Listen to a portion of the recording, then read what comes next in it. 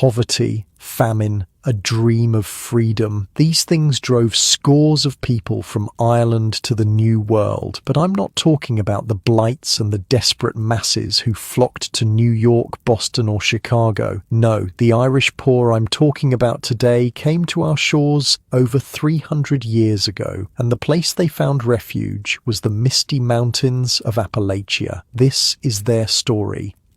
So yeah, if these stories work for you, subscribe. And I'm curious, what time is it where you are? Comment your city and time below. I check these and it's wild seeing people from California listening at 3 p.m. while someone from Tokyo says it's already tomorrow there. Okay, tonight it's Ulster, Ireland in the year 1716. But wait, get comfortable before we start. Seriously, adjust those pillows. Pull up that blanket. Where we're going, you won't want to move once we get started. You wake up before dawn because you have to, not because you want to. The straw beneath you has been pressed flat over months of sleeping on it, and every lump in the dirt floor beneath pokes through. Your back aches, always aches.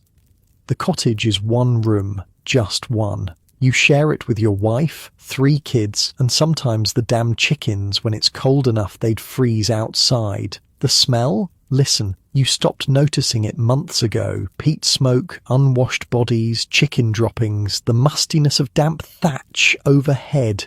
That's just what air smells like now. Outside, it's still dark. You can hear the landlord's cattle lowing in the good pasture. The pasture you'll never graze your own animals on. Because you don't own animals, you don't own anything really. Not the cottage, not the quarter-acre of rocky soil you're about to spend 14 hours working. Not the spade you'll use to work it.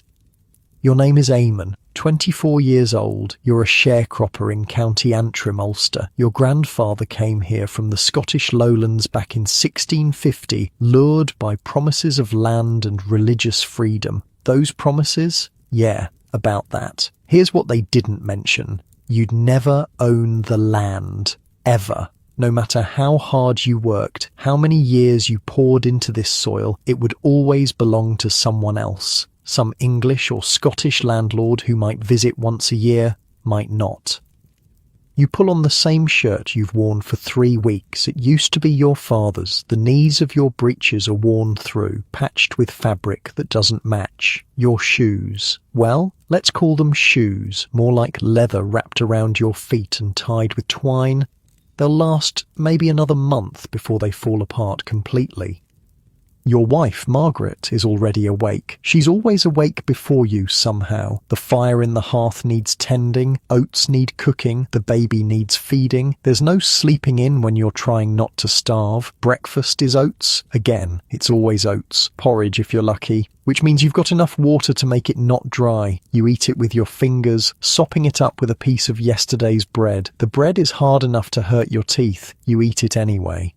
Or rent's due next week, Margaret says. She doesn't look at you when she says it. You already know, of course you know, rent is always due, and it just went up. Again, here's the thing about being a sharecropper in Ulster. You work someone else's land, you plant their crops, you harvest their crops. And in exchange, you get to keep maybe a quarter of what you grow, if the harvest is good, if the weather cooperates. If the landlord doesn't decide he needs more this year. And the rent keeps climbing. 3 years ago, it was manageable. Brutal, but manageable. Last year, it went up 20%. This year, another 15% on top of that. The landlord's agent, a sweaty man named Crawford, who rides a horse worth more than your entire year's earnings, explained it very clearly. Supply and demand, lad. Lots of folk want land. If you canny pay, there's 10 families who will. So, you pay. Even when it means eating less. even when it means your kids go hungry some nights. You pay because the alternative is being thrown off the land entirely. And then where would you go? Wait, it gets better. No, actually, it gets worse. Way worse. You're Presbyterian. Your family has been Presbyterian since before they came to Ulster. You believe in hard work, plain worship, direct relationship with God, no fancy rituals, no bishops telling you how to pray. But here's the fun part. The official church is Anglican, the Church of England. And even though you're Protestant, even though you came here because Scotland and England wanted Protestant settlers in Catholic Ireland, even though you've done everything they asked, you still have to tithe to the Anglican Church. That's right. Every year you have to give a chunk of your already pitiful earnings to a church you don't attend, to support priests you've never met, to maintain buildings you'll never worship in. It's not right, your neighbour, William, says. He's older than you by 20 years, grey in his beard, bent from decades of this life. You're standing in the field, taking a break that's not really a break because you're both still working while you talk. They promised us religious freedom, and now we're paying taxes to their church while our own minister lives in a shed. He's not exaggerating about the shed. Your Presbyterian minister, Reverend Patterson, literally conducts services in a modified cowshed. The congregation built it themselves because they're not allowed to build a proper church. Meanwhile, the Anglican church in town, the one you're required to support, sits mostly empty every Sunday. Marble floors, stained glass, carved wooden pews, nobody in them. The hypocrisy burns like the ache in your shoulders, burns like the hunger in your belly on the days when the oats run low. Glasgow used to tell me stories, you say to William. Glasgow is what everyone calls your grandfather. Nobody remembers why. Said when they came over, they were promised land, real land, ownership. He said the agents showed them papers, made it sound like they'd be lords themselves. William spits into the dirt, and my da told me the same. All lies, beautiful, profitable lies. Here's what actually happened. Back in the early 1600s, after the English finally beat the Irish lords in Ulster, they needed to fill the province with loyal Protestants. So they started the plantation of Ulster. Big fancy name for, let's move a bunch of people here. The British Crown offered land grants to wealthy English and Scottish landlords. These undertakers, they were called. Each one had to bring at least 48 adult males to settle the land, had to build defences, had to make sure everyone spoke English and attended Protestant services. And it worked. Sort of.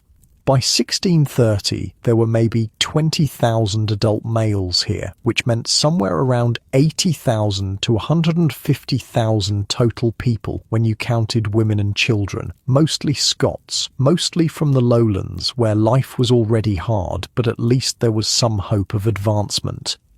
Your grandfather was one of them, arrived in 1650, already middle-aged, hoping to make a better life. He'd been a small farmer in Scotland, scraping by, hearing these stories about Ulster, empty land, opportunities, a fresh start. What he found was that he'd just traded one landlord for another. The undertakers owned everything. They parcelled it out to tenants. Tenants like your grandfather, tenants like your father, tenants like you. The famine in the 90s, William says. He's pulling a weed as he talks, not looking at you. Lost my first wife in that, and both boys, you remember. Everyone remembers the 1690s. The crops failed, just failed. You don't know why. Something about the weather, the cold, the rain that wouldn't stop. People starved, actually starved. You were just a baby then, but you grew up hearing the stories. Villages where half the people died, families that just disappeared. And what did the landlords do? Raised the rents, figured that with so many people desperate they could charge more. Basic economics, horrible, brutal economics. My father used to say the soil here is cursed, you tell William, and honestly, you're starting to believe it. The land is rocky, hard to work. Even in good years, the yield is mediocre. You're constantly pulling stones out of the earth, constantly fighting the clay that clumps and won't drain. Constantly watching the rain, praying it's not too much and not too little, knowing it'll probably be one or the other. The work is endless. You're out here from first light, which in October means around 7 in the morning until you literally can't see your hands anymore, which might be 7 at night, 12, sometimes 14 hours, and that's just the field work.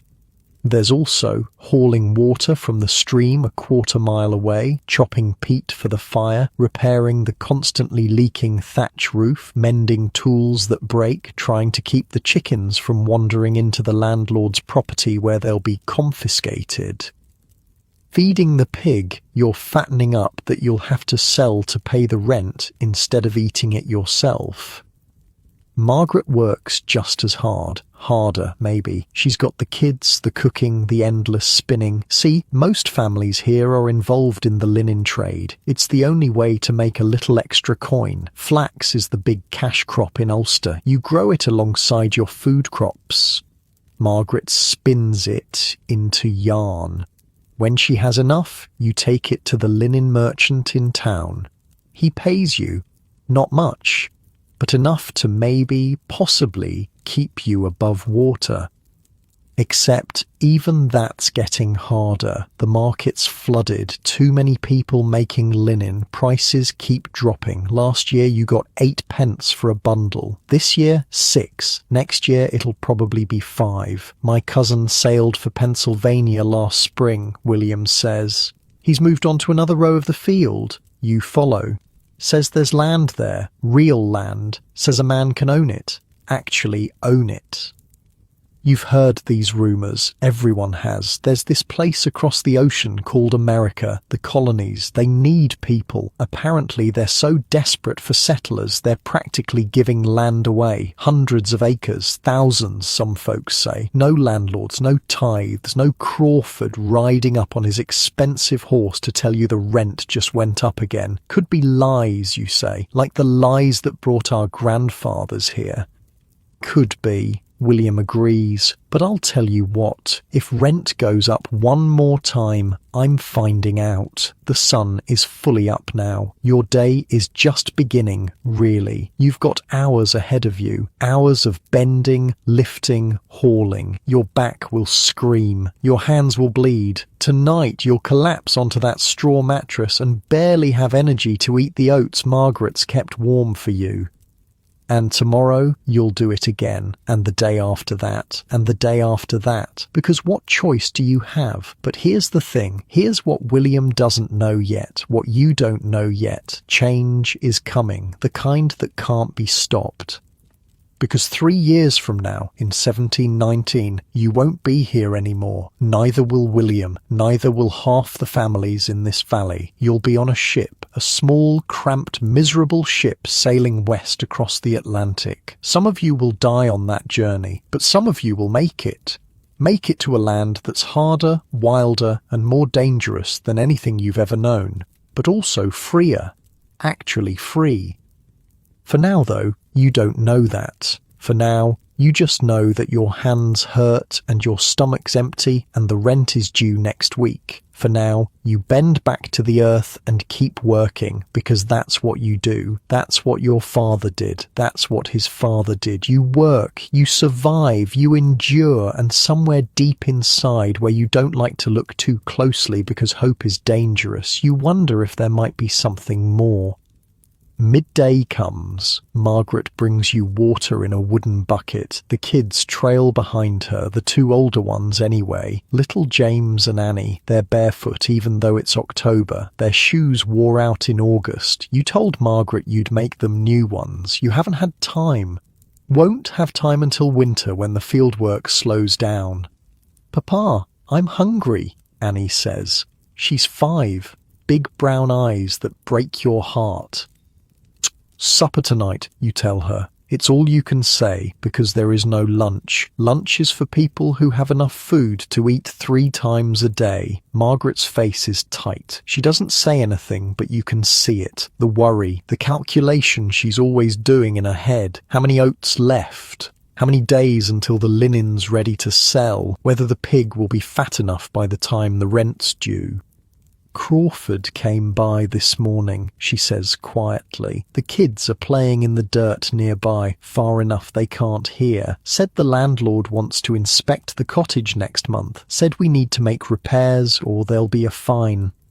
Of course there will be, because the cottage that you don't own, that you just live in as part of your tenancy, needs to meet the landlord's standards. Never mind that the landlord's house has glass windows and a slate roof and probably more rooms than you can imagine. Your one-room cottage with its leaking thatch, that needs repairs. That you have to pay for. How much, you ask? Your voice sounds tired even to your own ears. 2 shillings. 2 shillings. That's a week's worth of food. That's half the money you'd saved toward next month's rent. That's gone now. Just gone. You drink the water. It's cold from the stream. That's something. In summer, the water gets warm and tastes like mud and sometimes makes people sick. At least in October, it's still cold. Small blessings. William's right, you know, Margaret says. She's looking at the kids, not at you. About Pennsylvania. My sister's husband's brother went last year. They've got 40 acres. 40, and it's theirs. Not rented, theirs. This is the first time she's brought it up directly. You've both been dancing around it for months. The idea, the possibility, the absolutely terrifying notion of leaving everything you know and sailing across an ocean to a place you've never seen. We'd have to pay for passage, you say. You're not arguing, just stating facts. What, £3 per person? We're 5 people. That's £15. We don't have £15. We don't have £5. Indenture, Margaret says. The word hangs there between you. We could indenture ourselves. Work it off in America. Indenture, basically becoming a temporary slave. You sign a contract before you leave. Someone in America pays your passage. In exchange, you work for them for a set number of years. Usually 7. 7 years of working for someone else. No pay, just food and shelter. And if you die during those 7 years, well, that's the risk. I'm not indenting my children, you say. Your voice is harder than you meant it to be. I know, Margaret says quickly. I know. I don't know how much longer we can do this, Eamon. You don't either. That's the truth you don't want to say out loud. Every year it gets harder. Every year the rent goes up and the prices for what you sell go down and the gap between what you need and what you have gets wider. You're 24 years old and you're already breaking. You can feel it in your body. The way your back doesn't quite straighten anymore. The way your hands don't quite open all the way in the morning. The way you're so tired, so constantly tired, that some mornings you wake up and think maybe today you just won't get up. Maybe today you'll just lie there on the straw and let whatever happens, happen. But then Annie needs breakfast, and James needs his shirt mended, and the baby needs Margaret, and the field needs tending, and the rent is due. Always the rent is due. So you get up, you go to the field, you bend and lift and haul. You work until you literally cannot work anymore, and then tomorrow you do it again. This is life. For you, for William, for the hundreds of families scattered across this valley and the next valley and the valley beyond that. All of you working land you'll never own. All of you pouring your lives into soil that will never yield quite enough. All of you knowing that your children will inherit this same life unless something changes. Unless you change it. The field stretches out before you. endless rows of struggling plants. Behind you, the cottage that isn't yours. Around you, the land that will never be yours. Above you, a grey Ulster sky that promises rain. You wipe your forehead with the back of your hand and keep going. Not because you're strong, not because you're noble, but because stopping means starving, and you're not ready to starve. Not yet.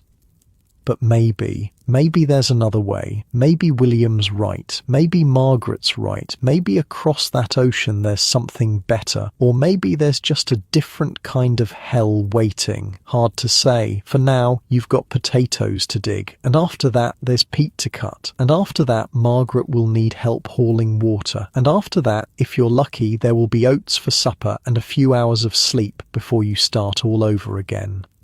This is October 1716. You don't know it yet, but in 2 years, everything will change. In 2 years, you'll be standing on a dock in Lorne, watching a ship called the William and Elizabeth being loaded with cargo and people. People just like you. People who've had enough. People who've decided that anything at all is better than one more year of this. But that's 2 years away. Right now, you've just got today. Just this field, just these potatoes, just the ache in your back and the hunger in your belly and the impossible hope buried deep in your chest that maybe, somehow, life doesn't have to be like this forever. The final straw comes in March of 1718. Crawford rides up on his horse. That same expensive horse, same sweaty face, but this time he's got papers, official-looking papers with seals and signatures. "Or rent's going up," he announces, doesn't even dismount, just sits up there on his horse looking down at you like you're something he stepped in. "New rate takes effect next quarter. Landlord's orders. You're holding a spade. Your hands tighten on it. How much? 30%. 30%.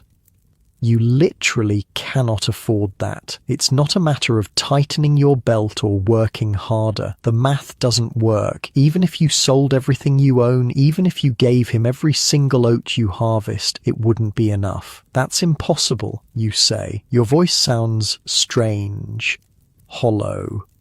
Crawford shrugs. Lots of folk wanting land. If ye canny pay, someone else will. He wheels his horse around. "Good day to ye." And he's gone. Just like that. Your entire life upended in 30 seconds. Margaret is standing in the doorway. She heard. Of course she heard. When Crawford talks, the whole valley hears. "We're leaving," she says. Not a question, a statement. "Aye," you say. "We're leaving." Within a week, half the valley has made the same decision. There's going to be a ship, the William and Elizabeth, sailing from Larne in July, going to Boston. The cost is £5 per adult, 3 for children. You don't have £5, you don't have £3, you barely have 3 shillings. So you do what you have to do. You indenture yourself. Here's how it works. You sign a paper. This paper says that when you arrive in America, you'll work for whoever pays your passage. 7 years, maybe 5 if you're lucky. You'll get food and shelter. That's it. No wages. No freedom to leave. Just work. The alternative is staying here and starving. So really, it's not much of a choice.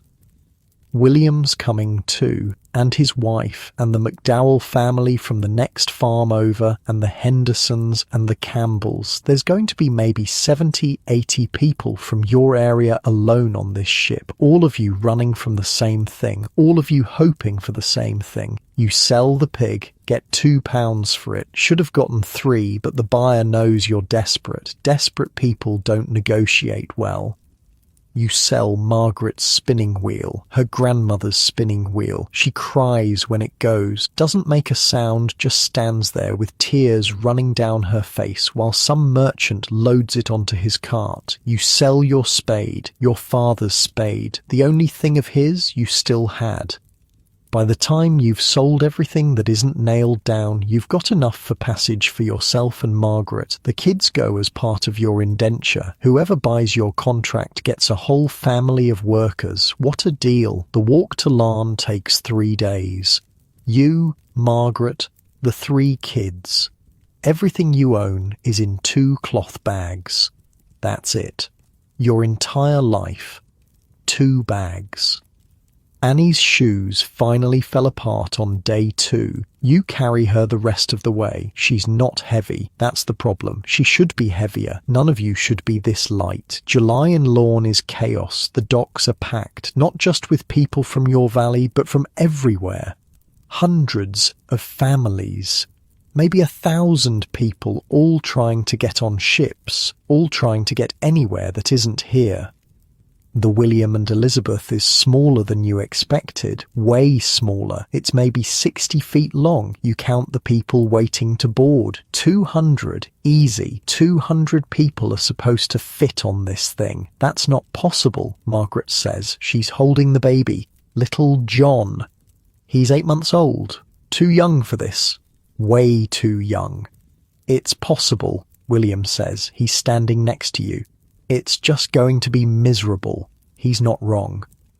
The ship's captain is a man named Wilson. Thin face, hard eyes. He's done this run a dozen times. You can tell he's already tired of all of you, and you haven't even left yet. Below deck, he barks. Families to the left, single men to the right. You get 4 feet of space. That's it.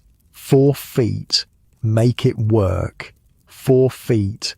For a family of 5.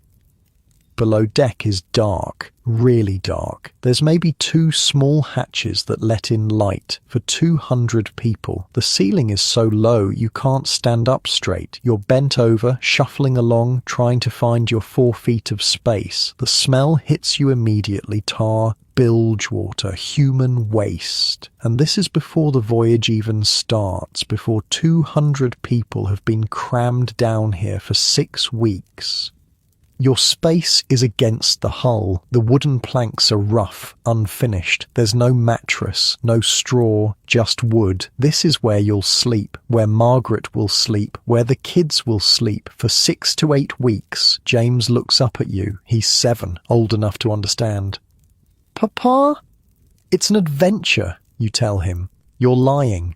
You're both aware you're lying. The ship doesn't leave for 2 more days. Those 2 days are practice for hell. 200 people crammed below deck while they load cargo, barrels of water, sacks of oats, salted fish, rope, tar, everything stacked and packed and wedged into every available space. You're not allowed above deck, except for 1 hour a day. 1 hour. And only when the weather's good. The rest of the time, you're down here in the dark with 200 other desperate people. The kids are already crying. Not just your kids, all the kids, babies screaming, toddlers wailing, parents trying to soothe them with nothing to offer but empty promises. Margaret clutches baby John to her chest. We can still leave, she whispers. We could go back. Back to what? You ask. And she doesn't answer because there is no answer.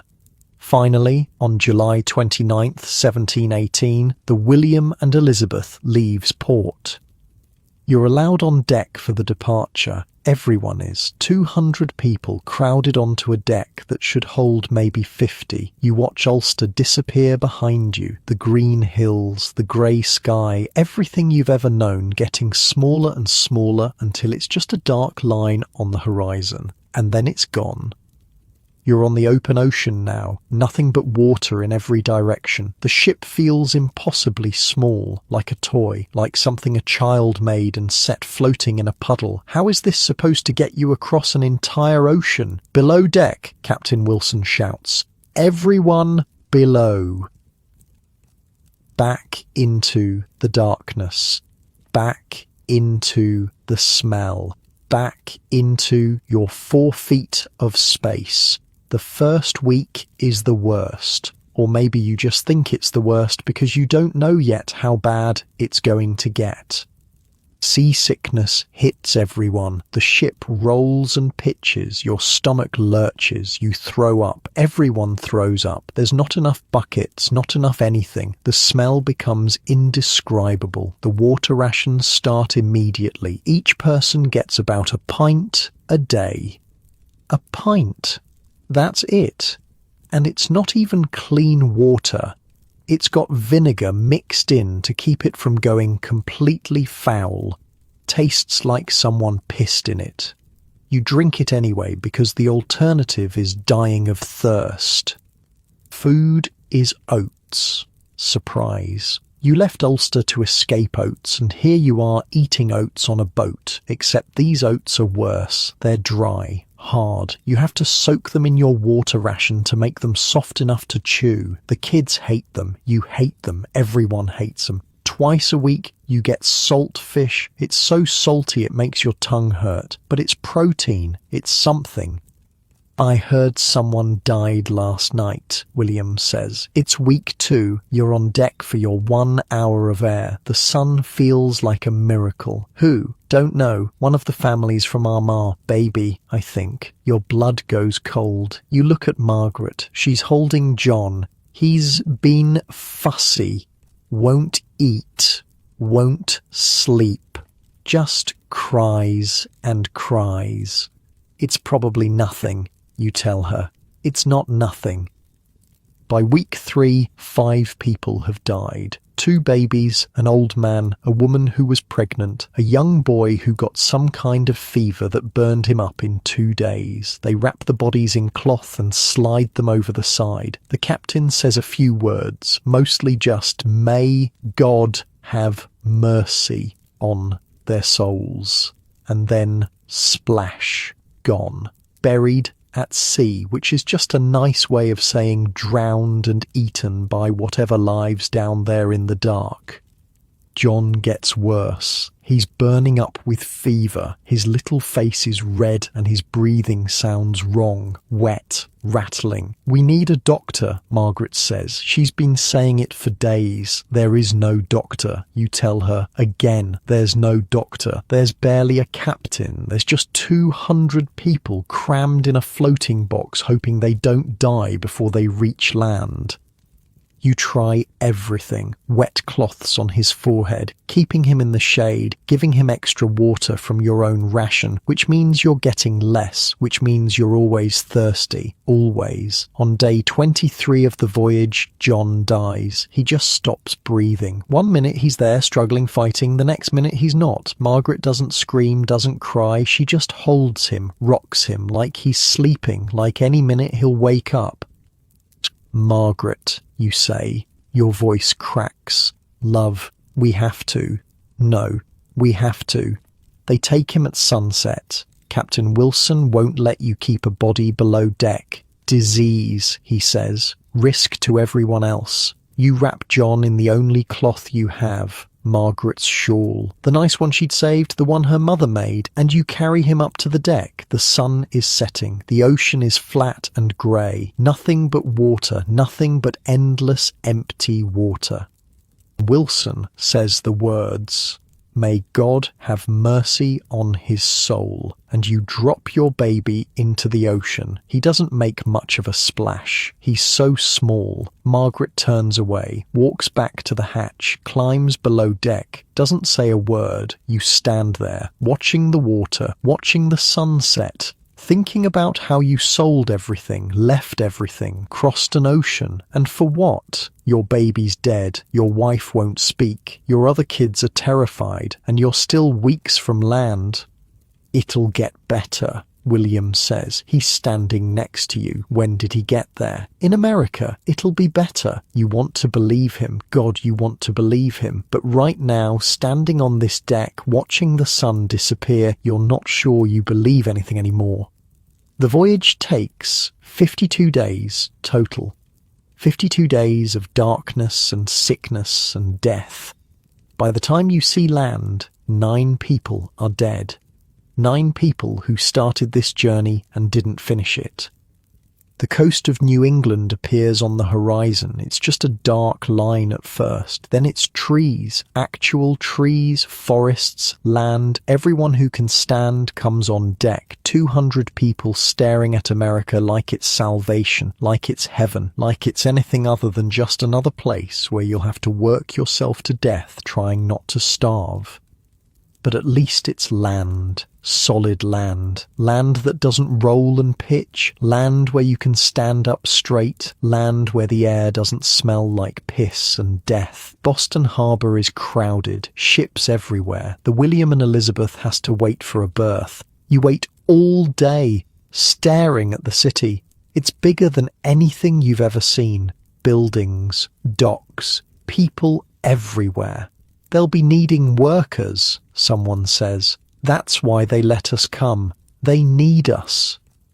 Maybe, or maybe they just need bodies to fill space, bodies to work land, bodies to do the jobs nobody else wants. Hard to say. Either way, you're here now. You made it. You survived. Most of you anyway. Margaret still hasn't spoken, not since John died. She holds Annie and James close.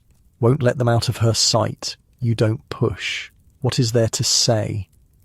The gangplank goes down. Captain Wilson stands at the top. "Welcome to the new world," he says. He doesn't sound like he means it. "God help you all." And one by one, you file off the ship, off the floating prison, off the thing that brought you here and took so much from you. Your legs don't work right. The ground feels like it's still moving. Everyone's stumbling around like drunks.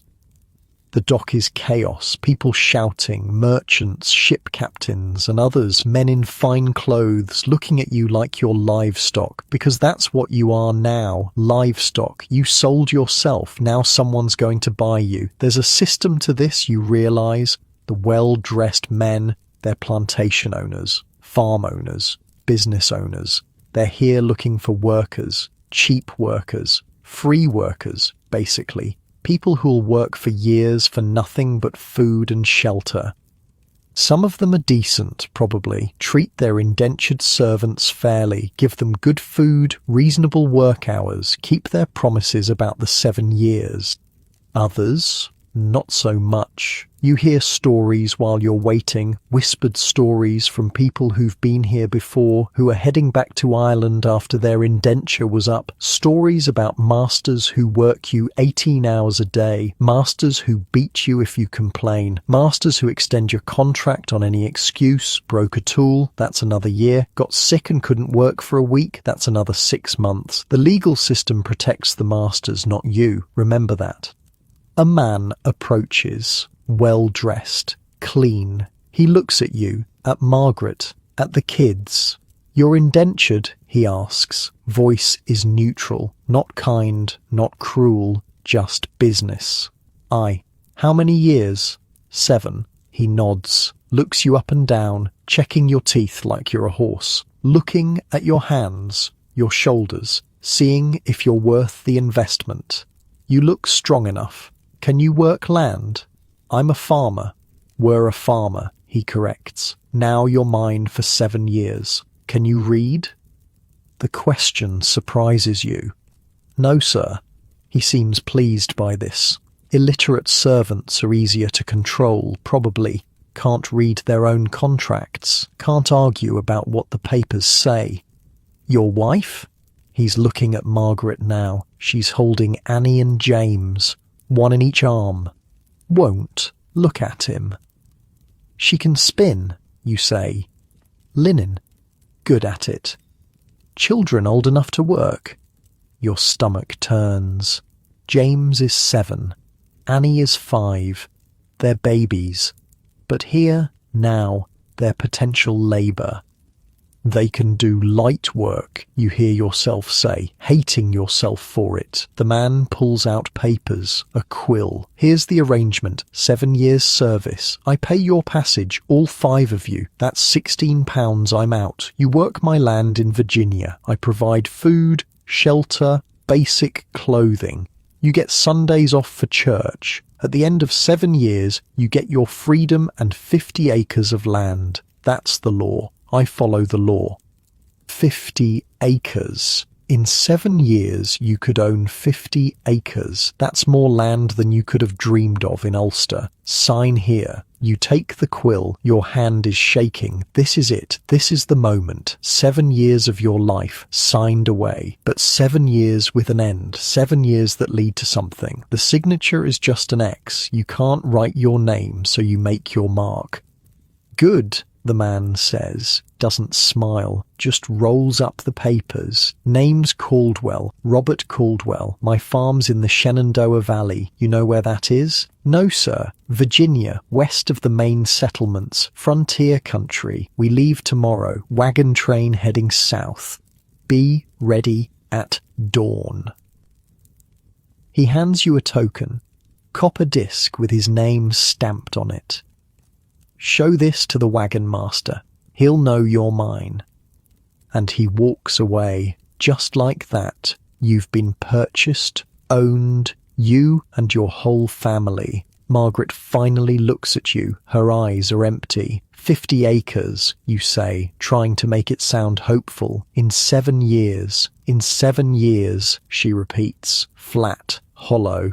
If we survive 7 years, William comes over. His face is grim. I got bought too. Man named Peterson, farm in Pennsylvania, leaving in 3 days. So you're splitting up. You and William, after everything, after leaving Ulster together, after crossing the ocean together, after surviving everything, now you're going different directions. Pennsylvania's supposed to be good land, you say. Aye, and Virginia's supposed to be beautiful. He tries to smile, doesn't quite manage it. Maybe after 7 years, we'll both be landowners. Maybe we'll be neighbours again. Maybe. You both know it's not likely. 7 years is a long time. People die, things change. The odds of both of you surviving your indentures, getting your 50 acres, somehow finding each other again in this massive wilderness, not good. But at least you're here. At least you made it. At least you're alive. William clasps your hand, holds it. Take care of your family. You too. And then he's gone, walking toward his new master, walking toward Pennsylvania, walking out of your life.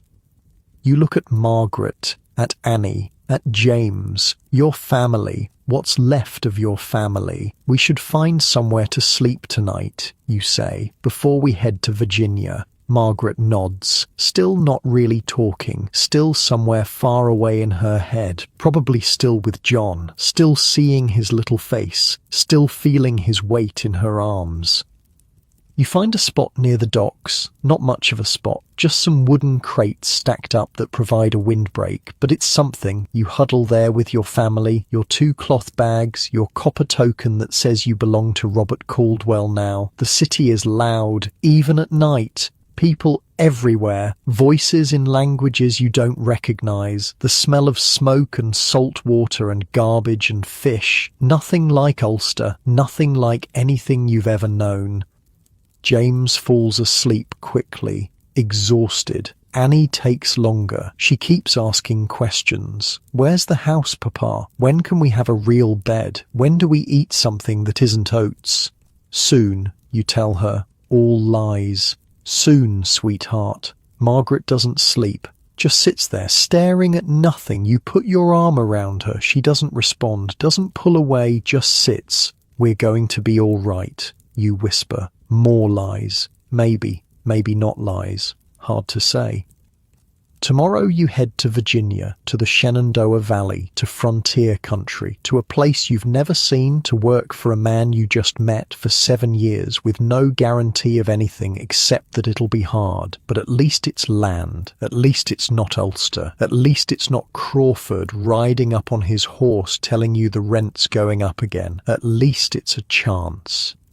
You close your eyes, try to sleep. Can't. The ground is hard, the city is loud, your baby is dead, your wife is broken, your children are frightened, and you're about to spend 7 years as somebody else's property. But at least you're here, at least you made it, at least the journey is over.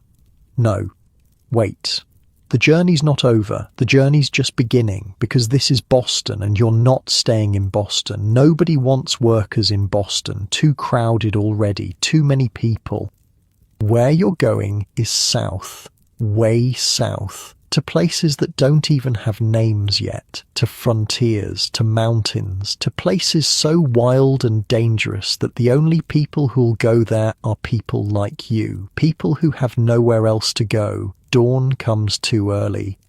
Caldwell's wagon train is 20 wagons strong, families, single men, all heading south. Some are indentured like you, others are freemen who've saved enough to buy land. Those ones look at you different, like you're less than, which legally you are. The wagons are packed with supplies, tools, seeds, barrels of salt pork, sacks of corn, everything needed to start farms in places where there are no farms yet, where there's nothing but trees and mountains and whatever the hell else is out there. You don't get a wagon. Indentured servants walk. Caldwell makes that clear right away. The wagons are for supplies and the families who've paid for passage, your cargo that walks. So you walk, you and Margaret and the kids, your 2 cloth bags over your shoulder. Annie starts crying after the first hour. Her feet hurt, she's hungry, she's tired. You carry her, then your shoulder hurts, then you put her down and she cries more. This is going to be a long trip. The road south is barely a road, more like a dirt path that's been travelled enough times that the grass gave up growing. It's late summer now, August, hot, humid, not like Ulster where it was always cool and damp. Here the heat sits on you like a blanket you can't shake off. James tries to be brave. He's 7, old enough to know he needs to be strong, but you can see it in his face.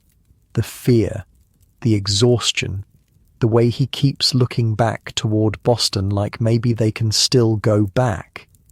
There is no going back. The other indentured families keep to themselves mostly. Nobody wants to make friends. What's the point? You're all going to different places, different masters, different futures. Better to just keep your head down and survive the journey. But there's one family, the Andersons. They're Scottish, from the lowlands, came over on a different ship but ended up in the same situation. John Anderson and his wife Kate. They've got 2 boys, older than your kids, maybe 9 and 11. Where's Caldwell taking you? John asks. It's day 3 of the journey. You're stopped for the night. Everyone's exhausted. Shenandoah Valley. You? Same. We're all going to the same place, looks like. Valley's opening up. They need workers to clear land. Clear land. That means trees. Endless trees. Bigger than anything you've ever seen. You've caught glimpses of the forests you're passing through. Trees that would take 5 men holding hands to circle. Trees that stretch up so high you can't see the tops, and you're supposed to cut them down with axes, while also planting crops and building shelters and somehow not starving or dying. Fun times ahead. You ever done this kind of work? You ask John. Farming? This? He gestures at the wilderness around you. No, nobody has. That's why they need us. Free men won't come out here. Too dangerous. Too hard. But people like us? We don't have a choice. He's right. The free settlers, the ones with money, they're staying closer to the coast, where there are towns, where there's protection, where you can get help if things go wrong. The frontier, that's for desperate people, people who are willing to risk everything because they've already lost everything. The journey takes 3 weeks, 3 weeks of walking through heat and dust and occasionally rain that turns the path into mud. 3 weeks of eating whatever the wagon train provides, which is mostly corn mush and sometimes salt pork if you're lucky. Annie gets sick around day 10. Fever. You're terrified it's what killed John, but it breaks after 2 days. She's weak, but she lives. Small blessings. Margaret still isn't talking much. She walks, she tends the kids, she does what needs doing, but she's somewhere else. Somewhere you can't reach. You try once. We're going to be all right, you tell her. It's night. The kids are asleep. You're lying on the ground, staring up at stars you don't recognize. She doesn't respond, just closes her eyes. You don't try again. The Shenandoah Valley is beautiful, you'll give it that. Mountains on both sides, a river running through it, trees everywhere. The soil looks dark and rich, not like the rocky clay of Ulster. This is real soil, soil that might actually grow things.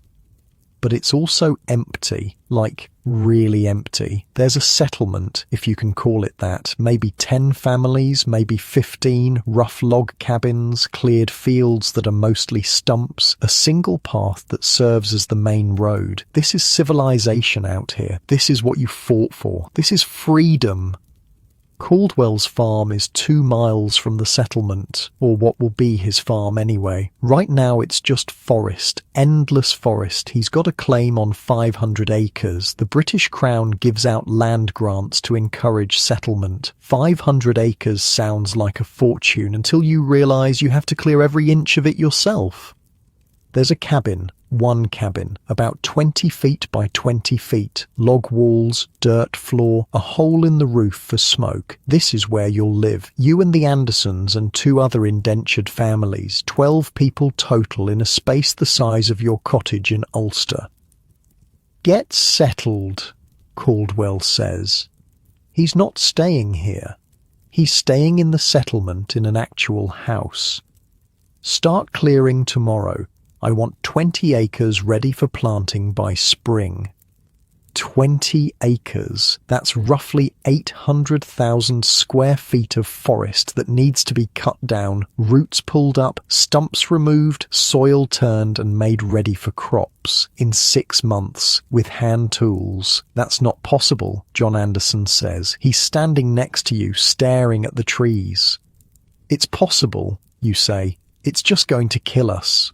That first night in the cabin is rough. 12 people in one room. No beds, just the floor, no blankets beyond what people brought, no furniture, no nothing. The kids huddle together for warmth. The adults do the same. You can hear people crying, quiet crying, the kind where you're trying not to let anyone else hear, but everyone hears anyway. This is what you traded Ulster for. This is the promise of the new world. This is freedom. Dawn comes and Caldwell's overseer shows up. His name is Briggs. Hard face, harder eyes. He's a free man who works for Caldwell managing the indentured servants. Basically, he makes sure you're working hard enough and not trying to run away. Tools are in the wagon, Briggs says. Axes, saws, spades. You break a tool that's added to your contract. You lose a tool that's added to your contract. You understand? Everyone nods. Good. Start with the trees closest to the cabin. Work your way out. I want to see progress every day. Every day.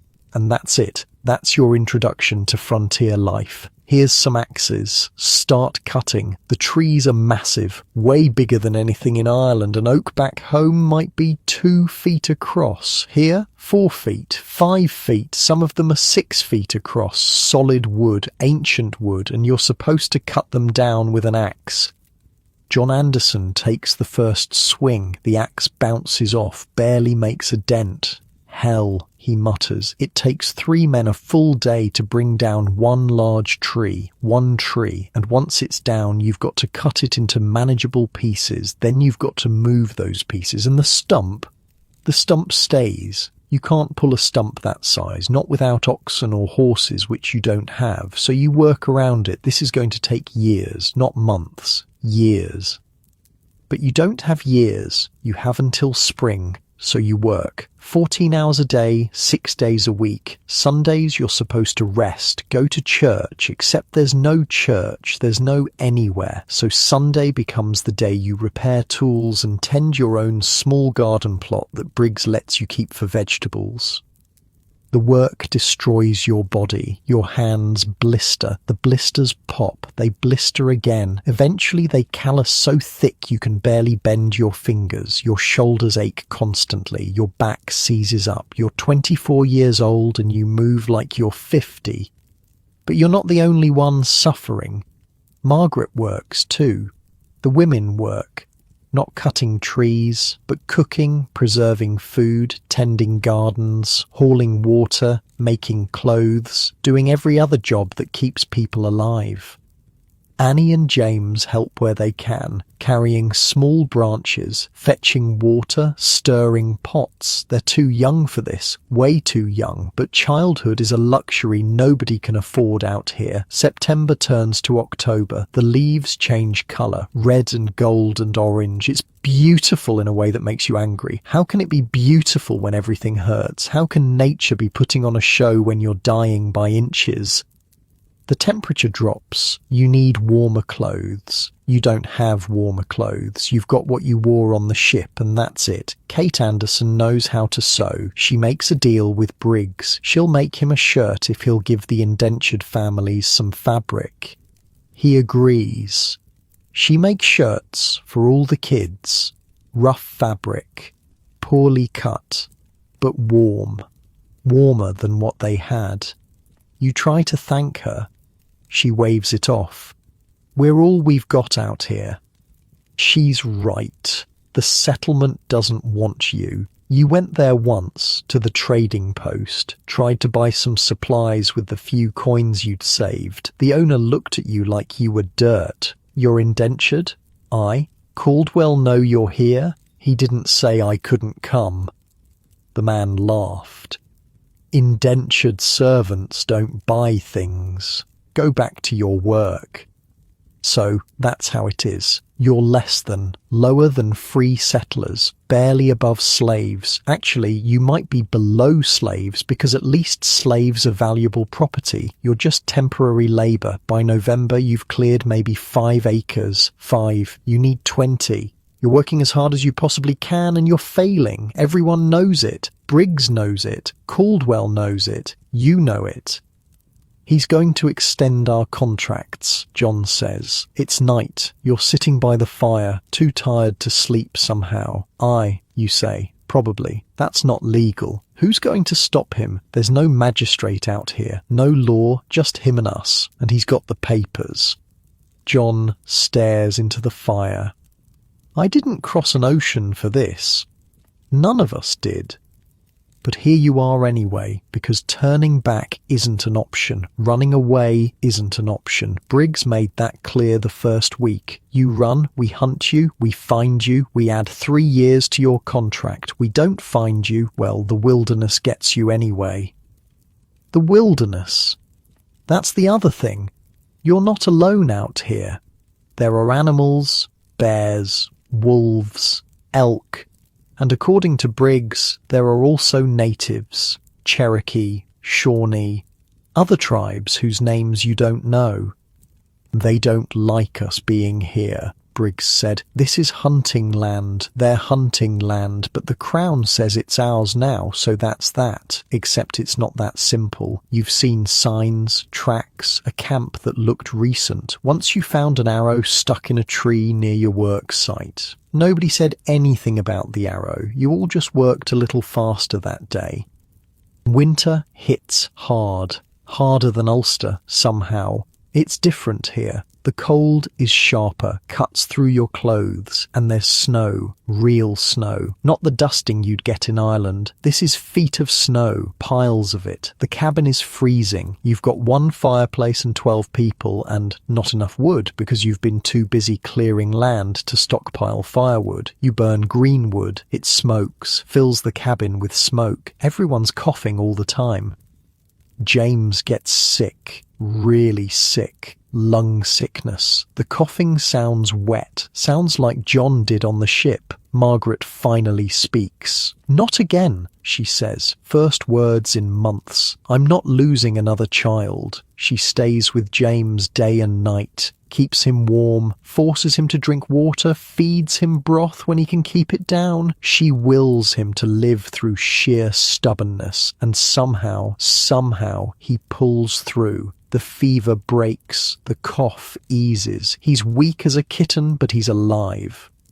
Margaret cries, actually cries. First time since John died. She holds James and cries, and you hold both of them, and for the first time in months you feel something other than exhaustion. Maybe you can survive this. Maybe. Christmas comes. Nobody celebrates. There's nothing to celebrate with. No special food, no gifts, no church service. Just another day of being cold and hungry and tired. But Kate Anderson makes a stew, uses some of the precious salt pork, adds wild onions she'd gathered in the fall, makes enough for everyone. And for one meal, one single meal, you're all sitting together eating something that actually tastes good. To surviving, John says, raises his wooden cup of water like it's wine. To surviving, everyone echoes. It's not much, but it's something. Out here, something is everything. January is brutal, February is worse, the food runs low, the corn is gone, the salt pork is gone, you're eating roots, wild plants, anything Kate or the other women say is safe to eat. You lose weight, everyone loses weight. Annie's little face gets thin, her eyes look too big. James can't work anymore, doesn't have the strength. You're down to one meal a day, sometimes less. Your stomach hurts all the time. Hunger isn't just discomfort, it's pain, physical pain that never stops. Spring's coming, you tell the kids, lying again, always lying. Spring's coming, and we'll plant crops and things will get better. Annie looks at you with those two big eyes. You promise, Papa? I promise. You're lying. You have no idea if things will get better. You have no idea if you'll even see spring. But what else can you say?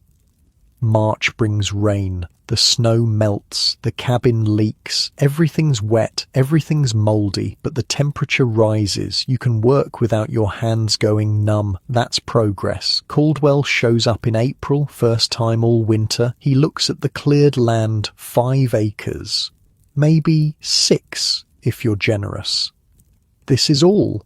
His voice is cold, flat. Sir, the winter was hard. John starts to explain. I don't care about the winter. I said 20 acres by spring. This is 6. We did our best.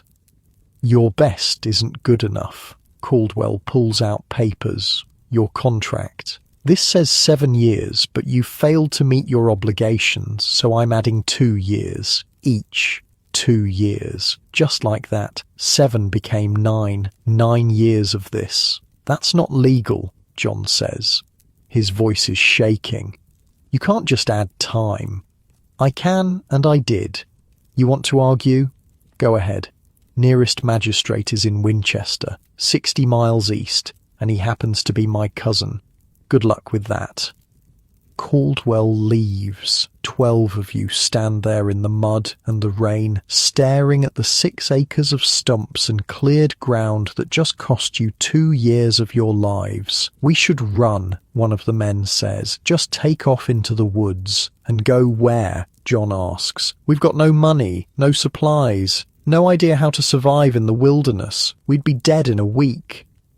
He's right. You're trapped, not by chains, not by walls, but by circumstance, by lack of options, by the simple fact that this is still better than dying. So you don't run, you go back to work, because that's what you do. That's all you can do. You survive, you endure. You keep going, because stopping means dying, and you're not ready to die.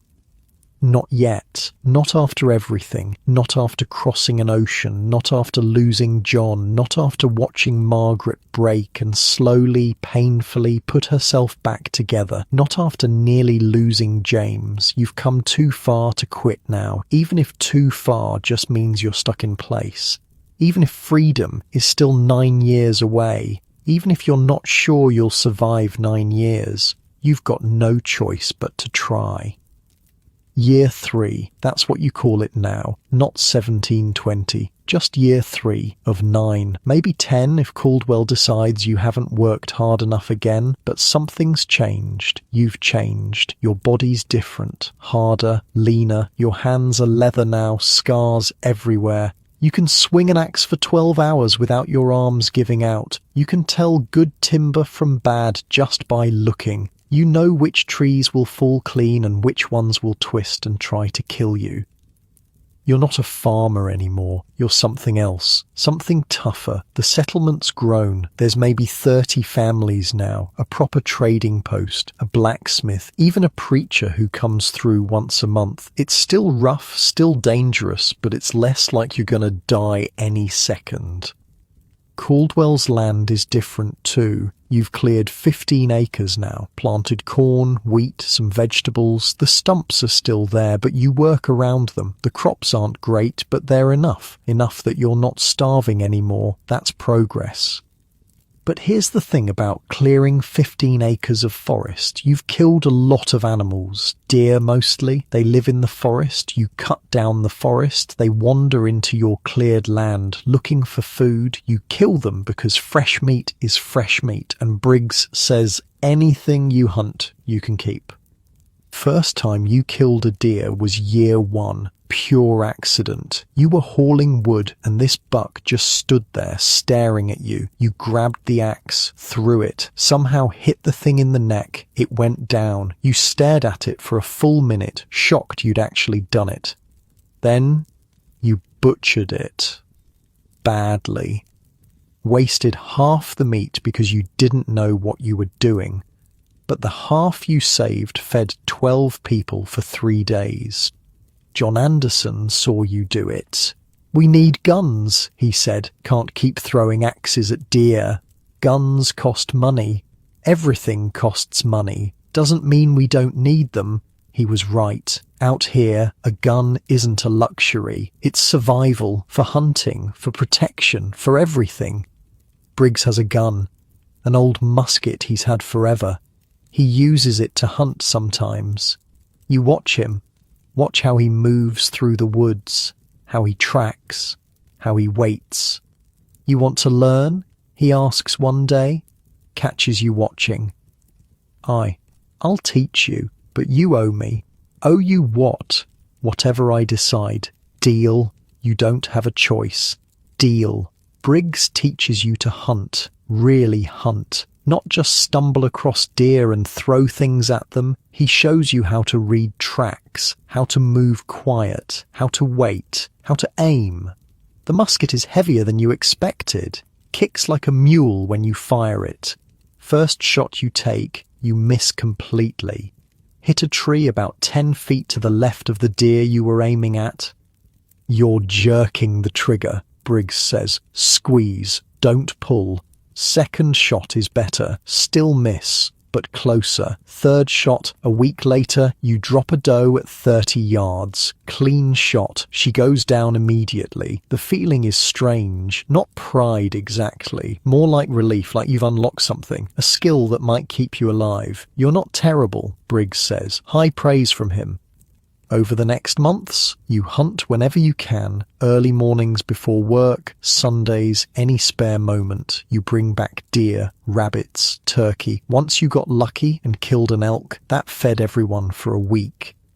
But here's what you notice. The good hunting spots are always the same places. Near water, near the salt lick 3 miles north, in the meadow past the ridge. And these places, they're marked. Not obviously, but there are signs, cut branches, stones stacked in patterns, paths that are too well worn to be animal trails. Someone else hunts here, someone who was here first. You mention it to Briggs. "I've seen the signs." "Cherokee," he says. "This is their land, was their land. They still hunt here. Have you seen them? Once or twice. They mostly avoid us. We mostly avoid them. Best way to keep everyone alive. But you're curious. These people who know how to actually survive out here, who've been doing it for generations, you want to learn from them, want to understand what they understand." The first time you see one, it's early morning. You're tracking a deer, following blood trail through the woods, and there's a man just standing there, watching you. He's Cherokee, has to be, dressed in deerskin, carries a musket, same as you, younger than you maybe. Hard to tell. You freeze. Your gun is loaded, but it's pointing at the ground. His gun is also pointing at the ground. Both of you just staring at each other. Nobody moves for what feels like an hour, probably 30 seconds. Then he points down the trail, where the blood drops are leading. He's telling you the deer went that way, helping you. Thank you, you say, not sure if he understands English. He nods once, turns, disappears into the trees like he was never there. You find the deer 20 yards further. It's dead, still warm. You feel dress it quick, constantly looking around, expecting something. You don't know what, but nothing happens. You carry the deer back to camp. Tell John what you saw. You're lucky he didn't kill you, John says. He could have, didn't. Maybe he was deciding whether it was worth the bullet. Maybe. Or maybe things aren't as simple as everyone says. Maybe the Cherokee aren't just savages waiting to murder settlers. Maybe they're just people trying to survive, same as you. You see him again 2 weeks later, same spot, same early morning. This time you're not tracking anything, just scouting, learning the land. He steps out from behind a tree. You jump, nearly shoot him by accident. He holds up a hand, not threatening, just wait. Then he gestures, follow. Every instinct says no, says run, says this is how you die. But something else says yes, says maybe this is how you learn. You follow. He leads you about a mile north, to a spot you've never been. There's a creek, and along the creek there are stones, arranged in a weir, a fish trap. He gestures at it, showing you how it works. Fish swim upstream, get funneled into the trap, can't get out. You just reach in and grab them. You built this? You ask. He shakes his head, points upstream. More traps, dozens probably, built by his people, used for generations. Can I? You gesture at the trap, asking permission. He nods. You reach in, grab 3 fat trout. Food you didn't have to hunt for, food that just sits there waiting. He watches you, makes sure you're not taking too many. You take 3 and stop. Seems right. Thank you, you say. Wado. You'd heard that word somewhere. Cherokee for thank you. Probably said it wrong, but you tried. Something changes in his face. Not quite a smile, but close. He nods. You bring the fish back to camp. Clean them. Cook them. They taste like freedom. Where'd you get these? Kate asks. Creek, you say. Don't mention the Cherokee. Not yet. Not sure why. But from then on, you go back to that creek. Not every day, don't want to overhunt it, but regularly. And sometimes he's there, the Cherokee. You don't know his name. He doesn't know yours, but you're not enemies. You're something else. He teaches you things, without words mostly. Shows you which plants are edible, which ones are poison. Shows you how to find bee trees, how to collect hickory nuts, how to set snares for rabbits. You teach him things too, how to repair a musket lock, how to use an axe more efficiently. Trade, that's what this is, trade. One day he brings another man, older, his father maybe, or uncle. The older man looks at you for a long time, suspicious, evaluating.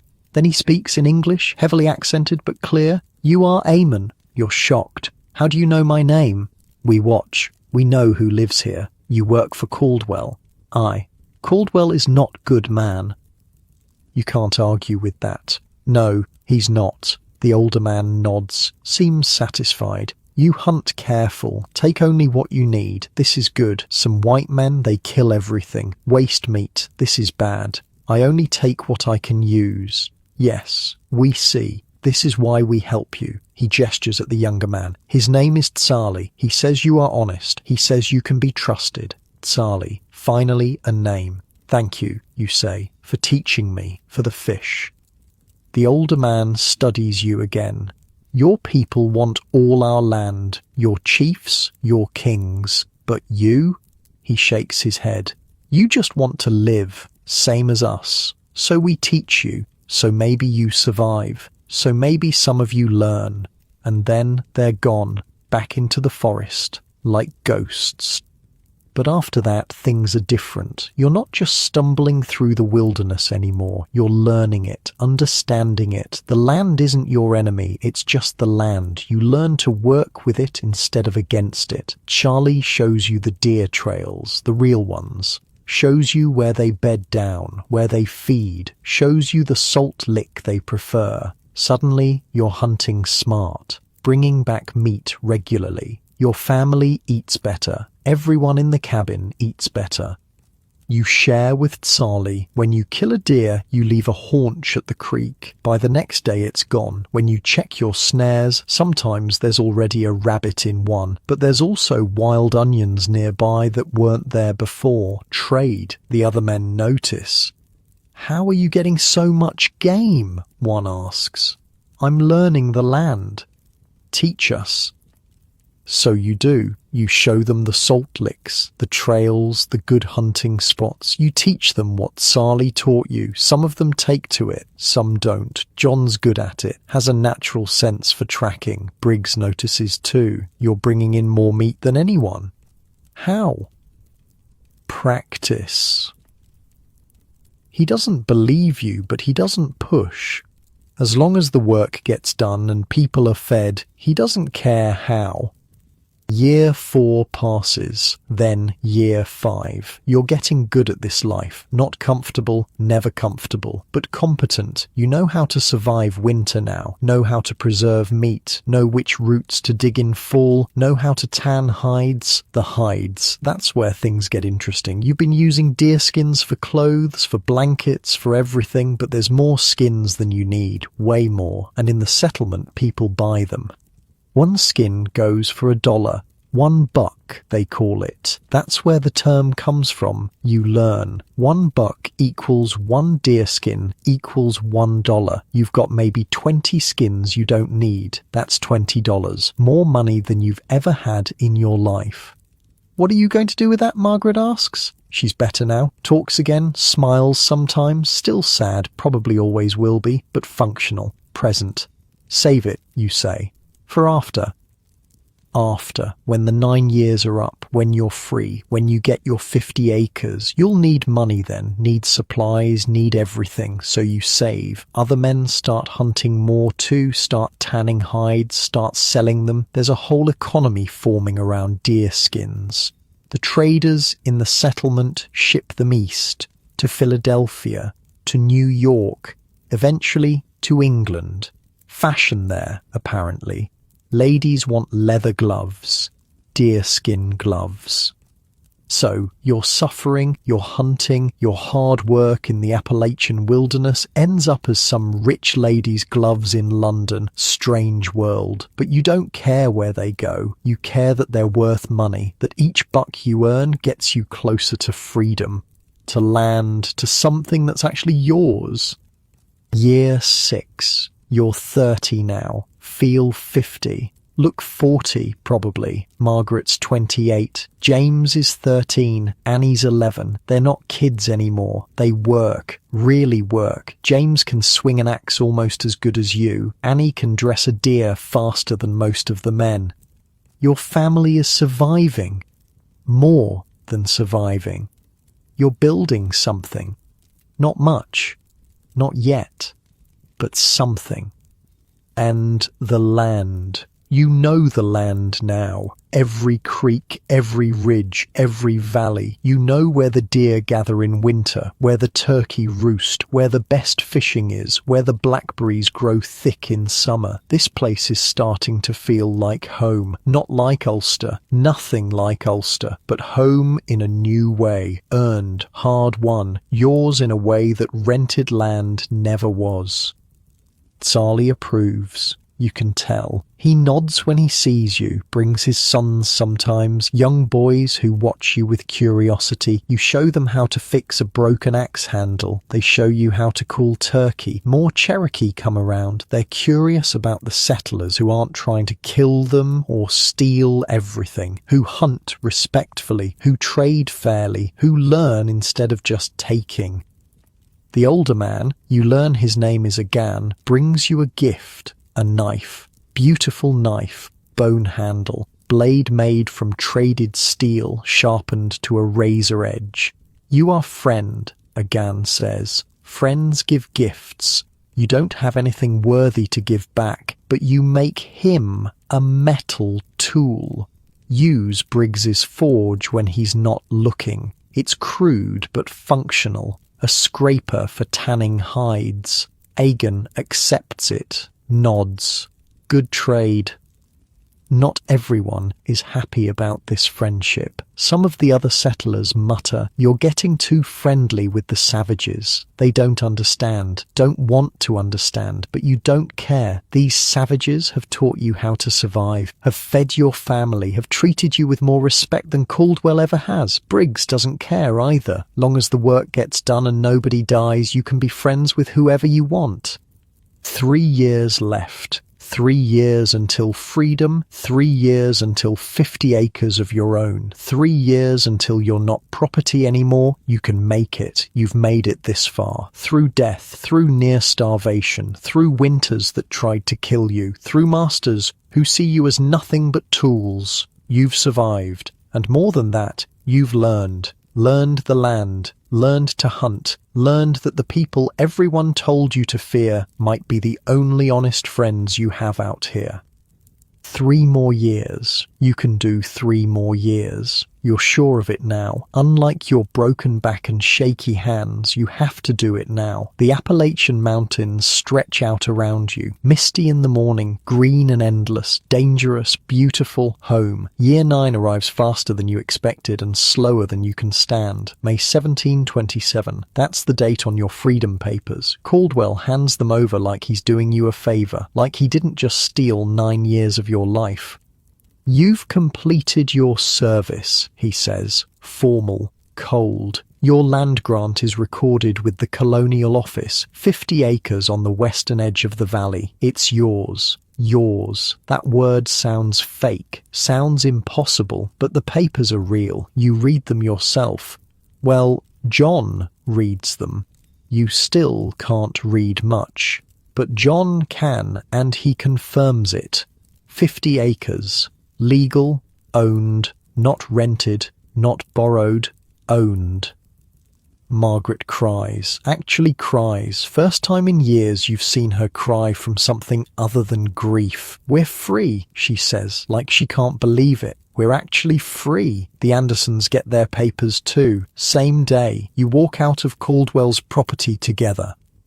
12 people who walked in as servants. 12 people who walk out as free settlers.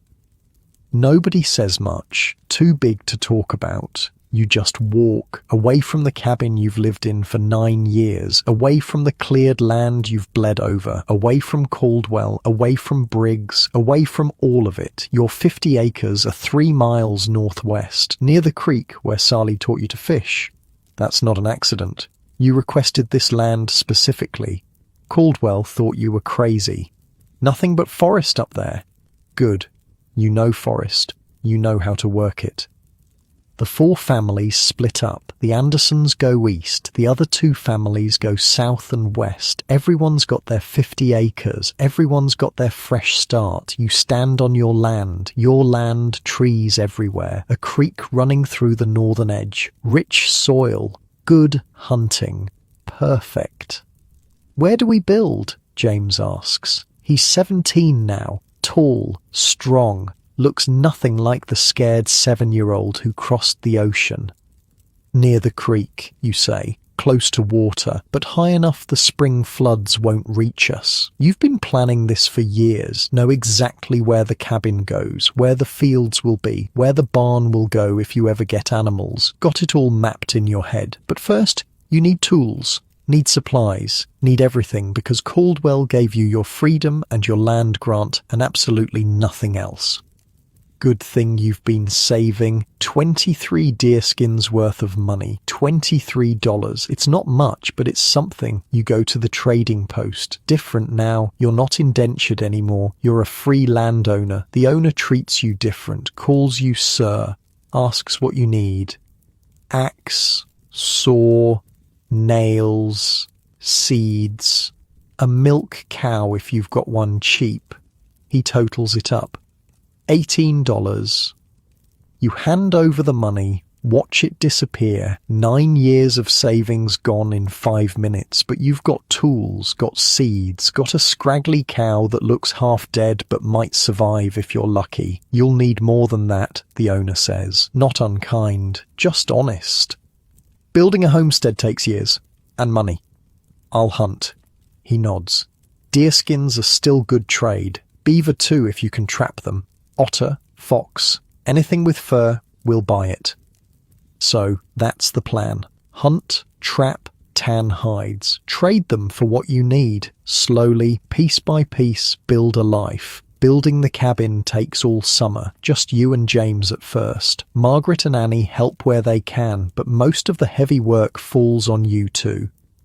The cabin's small, 16 feet by 20 feet, one room, log walls using the notching method you learned watching others. No nails in the walls, just fitted logs, chinking between the logs with mud and moss. Roof made from split boards you cut yourself. It's rough, crude, not much to look at, but it's yours. You built it with your own hands on your own land, and nobody can take it from you. The door is just boards on leather hinges. The windows are holes covered with oiled paper. The floor is packed dirt. The fireplace is riverstone mortared with clay. But there's a loft where the kids can sleep. There's a root cellar dug underneath for storing food. There's a small barn, more of a shed, really, for the cow. It's beautiful, Margaret says. She's standing in the doorway, looking at this rough cabin like it's a palace. It's falling apart already, you say. The chinking's already cracking. The roof leaks in 3 places. It's ours, she says. That makes it beautiful. She's right. After 9 years of living in someone else's cabin, working someone else's land, eating someone else's food, this shabby little structure is the most beautiful thing you've ever owned. Planting season is late. You missed spring planting because you were still serving Caldwell, but you get corn in the ground in early summer, some beans, some squash. Won't be a huge harvest, but it'll be something. The cow, miracle of miracles, survives, even gives milk. Not much, maybe a pint a day, but it's milk, real milk. The kids drink it like it's liquid gold. Sally comes by a week after you move in, looks at your cabin, walks the property, nods approval. Good spot, he says. His English is better now. You've both been teaching each other. Creek never dries up. Good hunting near. Soil is good. Will your people mind me being here? He shrugs. This land was for hunting. Now is for farming. Times change. Your people keep coming like water. Can't stop water. He doesn't sound angry, just tired, realistic. I'll hunt careful. Only what I need. I know. This is why I teach you. He pauses. Others are not like you. Others kill everything, take everything. This is bad. He's talking about the new settlers. They're flooding in now. Every month, more families, more wagons, more people claiming land and cutting trees and pushing further west. The settlement has grown. Maybe 100 families now. A real church, a school, a proper blacksmith, even a tavern. It's becoming a town.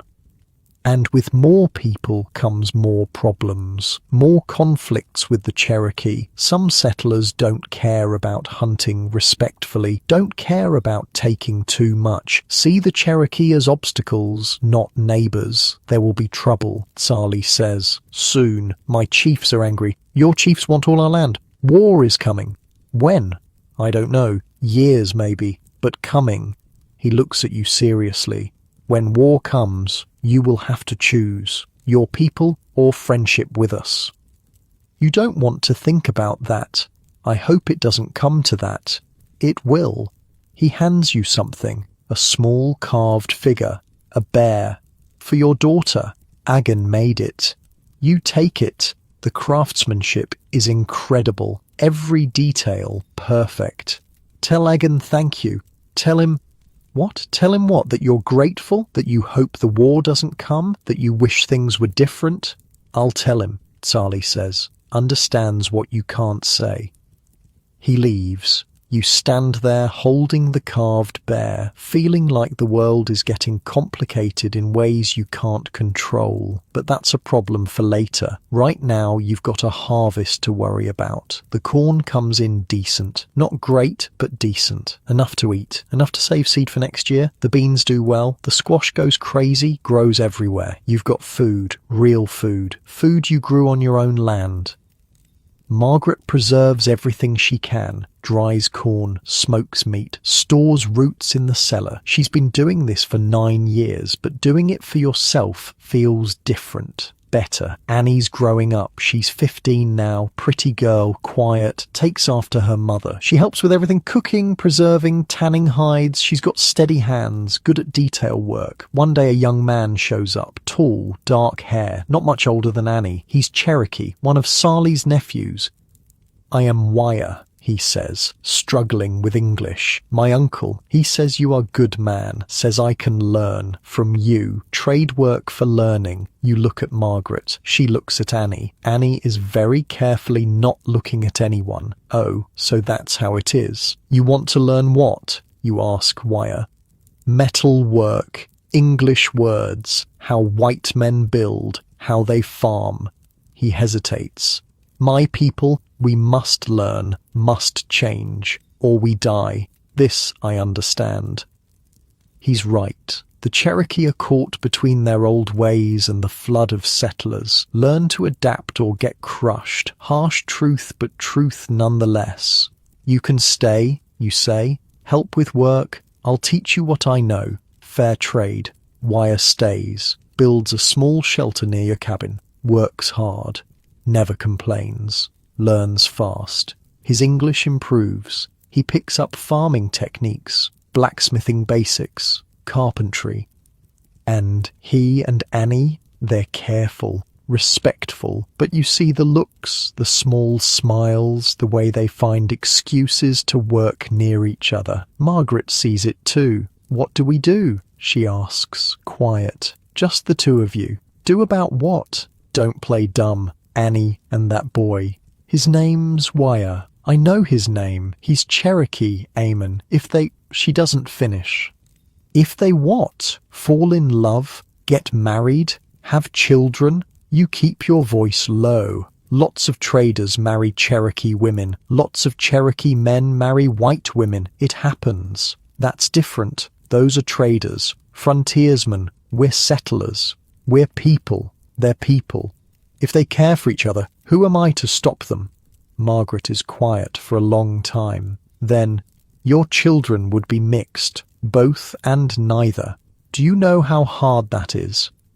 Harder than crossing an ocean? Harder than watching our baby die? Harder than 9 years of servitude? You shake your head. I've seen hard, Margaret. Love isn't hard. Love is the easy part. She doesn't argue, just sighs, worried, like a mother should be. But nothing happens. Not yet.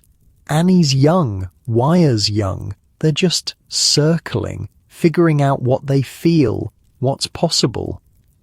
Winter comes. Your first winter in your own cabin. It's still brutal but different. This is your fireplace, your wood, your food in your cellar. The cold is the same, but the feeling isn't. James brings home a girl, Rebecca. Her family settled 2 miles east. Daughter of a free settler who came from Pennsylvania. Nice girl, shy. Good cook, according to James, which seems to be his main criteria. I want to marry her, James tells you. I'm 17, old enough. You are, you agree. You got land? Working on it. Land office says I can claim 50 acres adjacent to yours. I've started clearing it. Your boy, grown up, building his own life on land next to yours, the way it should be. Then marry her, you say. Build your cabin. Build your life. You've earned it.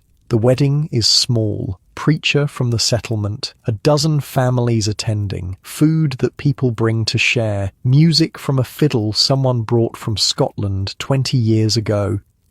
You watch James marry Rebecca and you think about how far you've come, from a sharecropper's son in Ulster to a landowner in America, from owning nothing to watching your son start his own farm on his own land. The land is filling up, more cabins going up, more fields being cleared. Every month there's news of someone new arriving, families from Ulster, from Scotland, from Germany, from everywhere, all of them looking for the same thing you were looking for, land, freedom, a chance. The deerskin trade is booming. Every fall, traders come through buying hides. You're bringing in 20-30 skins a year. That's $30, real money. You use it to buy a pig, some chickens, better tools, slowly accumulating the stuff you need. John Anderson stops by regularly. His farm is doing well. His boys are grown, starting their own places. The community is expanding, growing, becoming something real.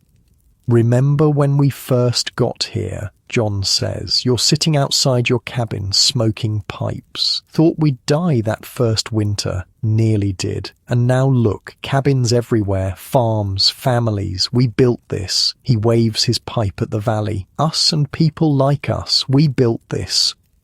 He's right. The valley is dotted with homesteads now, smoke from dozens of chimneys, fields carved from forests, roads connecting it all, a church that serves the whole area, a school where Annie sometimes teaches the younger kids to read. This is civilization being built.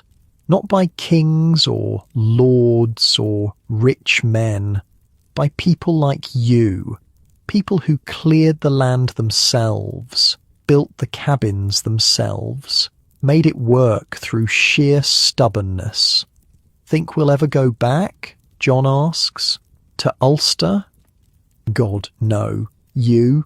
Not a chance. He laughs. Nothing there for us anyway. This is home now. Home, yeah. This rough valley, these misty mountains, this place you've bled for. This is home. Agon dies that winter. Old age, Sali says. Peaceful, but his death reminds you that time is passing. The old Cherokee who remembered life before the settlers, they're dying. The young ones like Wire, they're growing up in a world that's half Cherokee, half white settler. Mixed, changing, becoming something new. Annie and Wire stop pretending. They're together. Everyone knows it. Some families don't approve, talk behind their hands, but most people shrug. This is the frontier. Rules are different here. Survival matters more than scandal. They want to marry. You give your blessing. Margaret gives hers too, reluctantly but genuinely.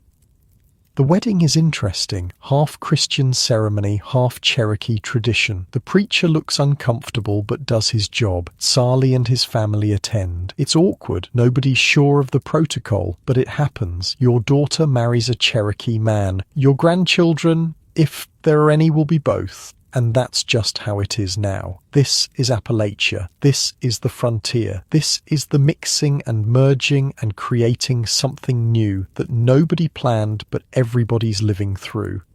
5 years pass like water. Your cabin gets better. Addition built on the side. A real floor. Glass windows traded for at the post. A good barn. A smokehouse. Fields that produce decent crops. A small orchard planted. You're 41 now. Feel 60. Look 50.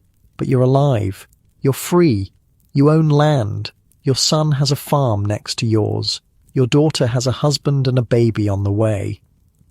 You survived Ulster, survived the crossing, survived indenture, survived the wilderness, and now you're thriving. Not rich, never going to be rich, but comfortable, fed, warm, free. The mountains surround you, still wild in places, still dangerous, but also beautiful, also home. Also, the place where your family has a future. This is what you fought for. This is what you suffered for. This rough life in these misty mountains, this freedom, this land, this chance to build something that's yours.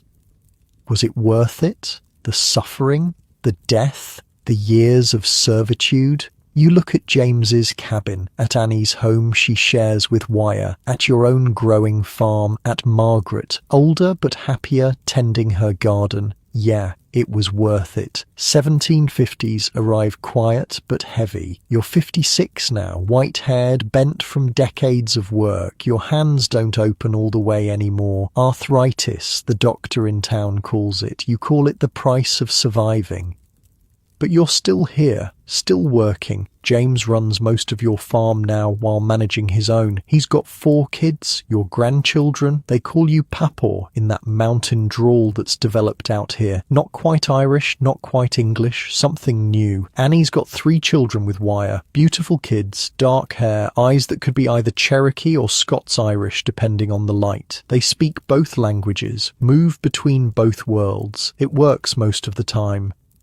The valley's full now, maybe 300 families. The settlement's a proper town, called Lexington after some lord in England nobody here has ever met. Got a courthouse, a jail, multiple churches because apparently Presbyterians and Baptists and Methodists can't worship in the same building even though they're reading the same book. There's a gathering place in the harsh spring of 1716. Scots-Irish tenants worked for market days. Every Saturday, families come in from their homesteads, trade goods, swap news, argue politics. You go most Saturdays, not to trade much. You're past the age of needing to hustle for every penny, but to see people, hear what's happening. Remember that you're not alone out here. Rebecca finds you at the market. She's older now, got grey in her hair, but still sharp, still capable. Papa Eamon, she calls you. Never just Eamon, always Papa. Did you hear? The Hendersons are leaving. Leaving? Where? Further west, Kentucky. They say there's good land opening up past the Cumberland Gap.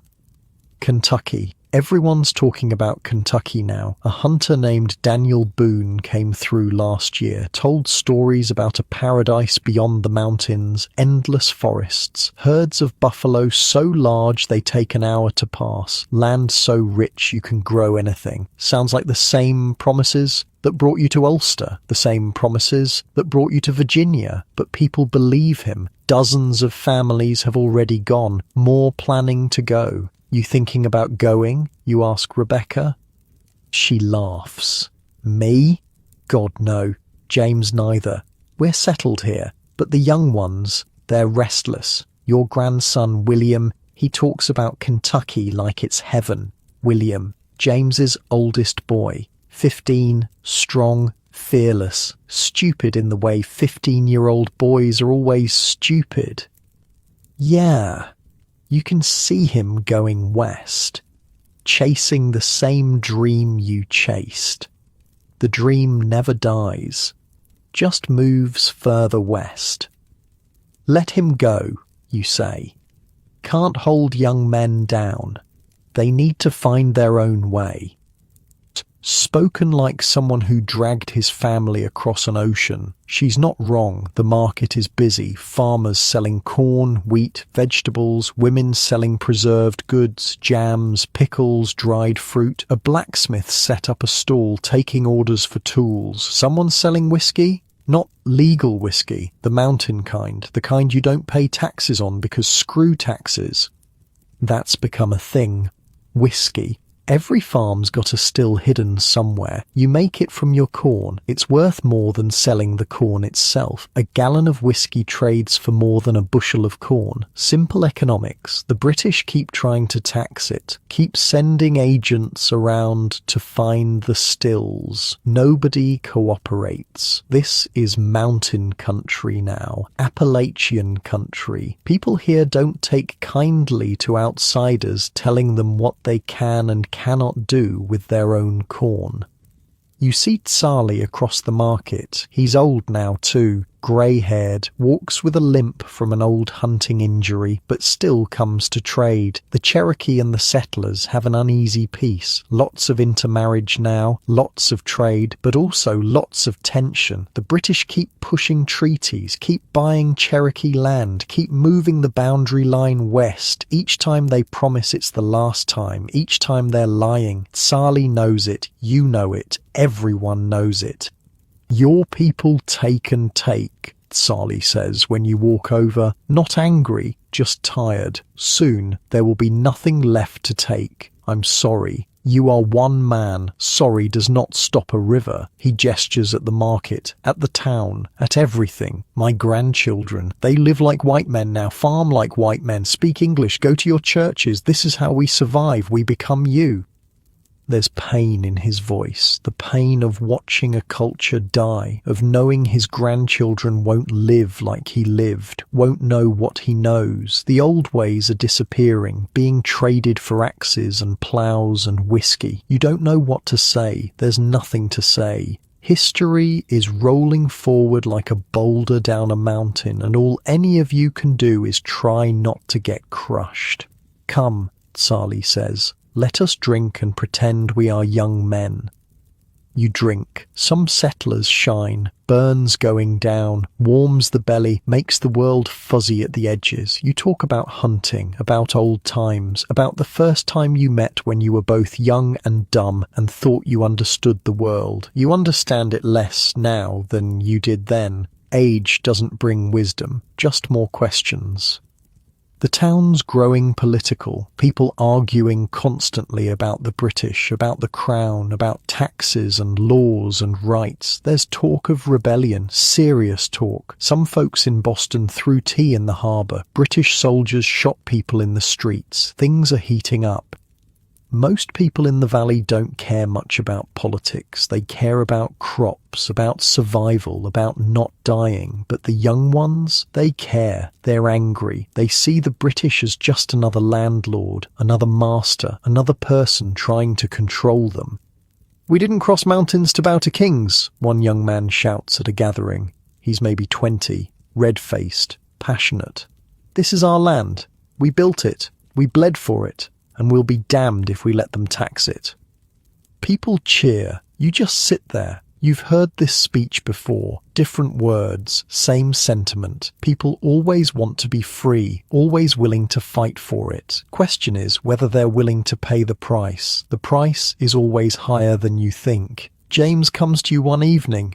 "There's going to be war," he says. "Everyone knows it. The question is what we do about it. We survive it," you say. Like we survive everything.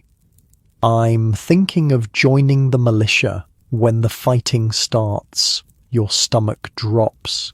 You've got a family, 4 children, a farm.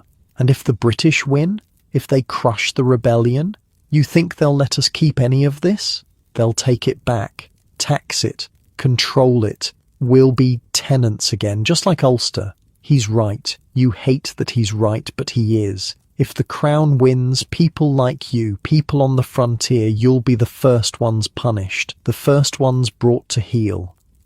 "Do what you need to do," you tell him, "but come back. Your children need a father." "I plan to." Plans don't mean much when bullets are flying, but you don't say that. 1775. The shooting starts up north, Lexington and Concord. Nobody here cares much about Massachusetts. That's 1,000 miles away. Different world, but it matters because now it's real. Now there's actual war. The valley splits. Some folks are loyal to the crown. They've got investments back east, connections to British merchants. They want order, stability. They're not willing to risk everything on rebellion. Most folks, though, they're for independence, for telling the British to go to hell. These are people who left everything to come here, who built farms from wilderness, who've survived things that would kill softer men. They're not interested in bowing to anyone. The split tears families apart. Neighbours who've helped each other for decades suddenly won't speak. There are fights in the tavern. A few people get run out of town. Wyre's in an impossible position. He's married to your daughter, father to your grandchildren, but he's Cherokee. And the Cherokee, they're siding with the British, not because they love the crown, but because the British promised to stop westward expansion, promised to protect Cherokee land. It's a lie. You know it's a lie. Wyre knows it's a lie, but what choice do they have? The rebels want to push west, want to take Cherokee land and settle it. At least the British promised to stop that. Lies are better than certainties sometimes. I won't fight against you, Wyre tells you. He and Annie are visiting, tension in the air. But I can't fight for you either. I know, you say. Family first. Always family first. He nods, relieved. Annie holds his hand. She's torn between her people and his people, between her father and her husband. There's no good choice here. James joins the militia. So do both of John Anderson's boys. Half the young men in the valley sign up. They're not going north to fight, not yet, but they're training, drilling, getting ready. The British are trying to rally loyalists in the south, trying to split the colonies. If they can control the Carolinas and Virginia, they can strangle the rebellion, cut it off from supplies, from support. There's a British officer, Major Ferguson, Scottish, ironically. He's recruiting loyalists, building an army, threatening to march into the mountains and hang rebel leaders. The mountain men don't take kindly to threats. Someone threatens you, you don't run, you don't negotiate, you gather your neighbours, grab your rifles, and you make it very clear that threatening mountain people is a bad idea. September 1780. Word comes down. Ferguson's camped at a place called Kings Mountain, just over the border in South Carolina. He's got about 1,000 men, all loyalists, all armed. The call goes out. Every able-bodied man who can shoot and ride needs to gather. They're going to Kings Mountain. They're going to teach Ferguson what happens when you threaten Appalachian folk. James comes by before he leaves. I'll be back in a week, he says. Confident, young, stupid. You better be, you tell him. You want to say more, want to tell him to stay, to let someone else fight this war. But you can't. He's a man. He's made his choice. All you can do is let him go. Rebecca's face is pale. The children don't understand. They just know Papa's going away for a while. You watch him ride out with about 60 other men from the valley. They're heading for a rendezvous point, going to meet up with militia from Virginia, North Carolina, Tennessee. All these mountain men converging on Ferguson. Some of them have rifles, good long rifles that can shoot accurately at distances no British musket can match. Some have regular muskets, some just have hunting rifles. All of them know how to shoot, how to track, how to fight in rough country. These aren't trained soldiers, they're farmers, hunters, men who've spent their lives fighting wilderness, fighting bears, fighting whatever tried to kill them, men who won't quit because quitting means dying, and they've been not dying for too long to start now. You don't sleep while he's gone. Can't.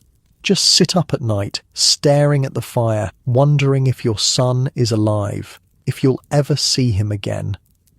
Margaret prays. She's found religion in her old age, prays constantly. You want to believe it helps, want to believe someone's listening, but you've seen too much death to trust in divine intervention. Days pass like years. You work the farm, go through the motions, wait for news, any news, and then, 5 days later, riders come back. They're whooping, hollering, firing guns in the air. They won. The mountain men won. Ferguson's dead. His army destroyed. One of the most complete victories of the war so far. And James is alive, wounded, shot in the shoulder, but alive, coming home. Rebecca collapses when she hears, just drops to her knees and sobs. Relief. Pure relief. When James gets back, he's different, quieter, haunted, won't talk about what he saw, what he did, just says it was necessary, says Ferguson and his loyalists gave them no choice. You've seen that look before, in men who've killed, who've seen friends die, who've crossed a line they can't uncross. War does that, changes you, marks you, but he's home, he's alive, that's what matters. The wound heals, the nightmares probably don't, but you don't ask. Some things men carry alone. The war continues for another year, but after King's Mountain, the British can't hold the south, can't rally enough loyalists. The mountain men broke their strategy. One battle, one victory, changed everything. You didn't fight, too old, but your son did, your neighbours did, the men you've known for decades. Some came back, some didn't. That's the price.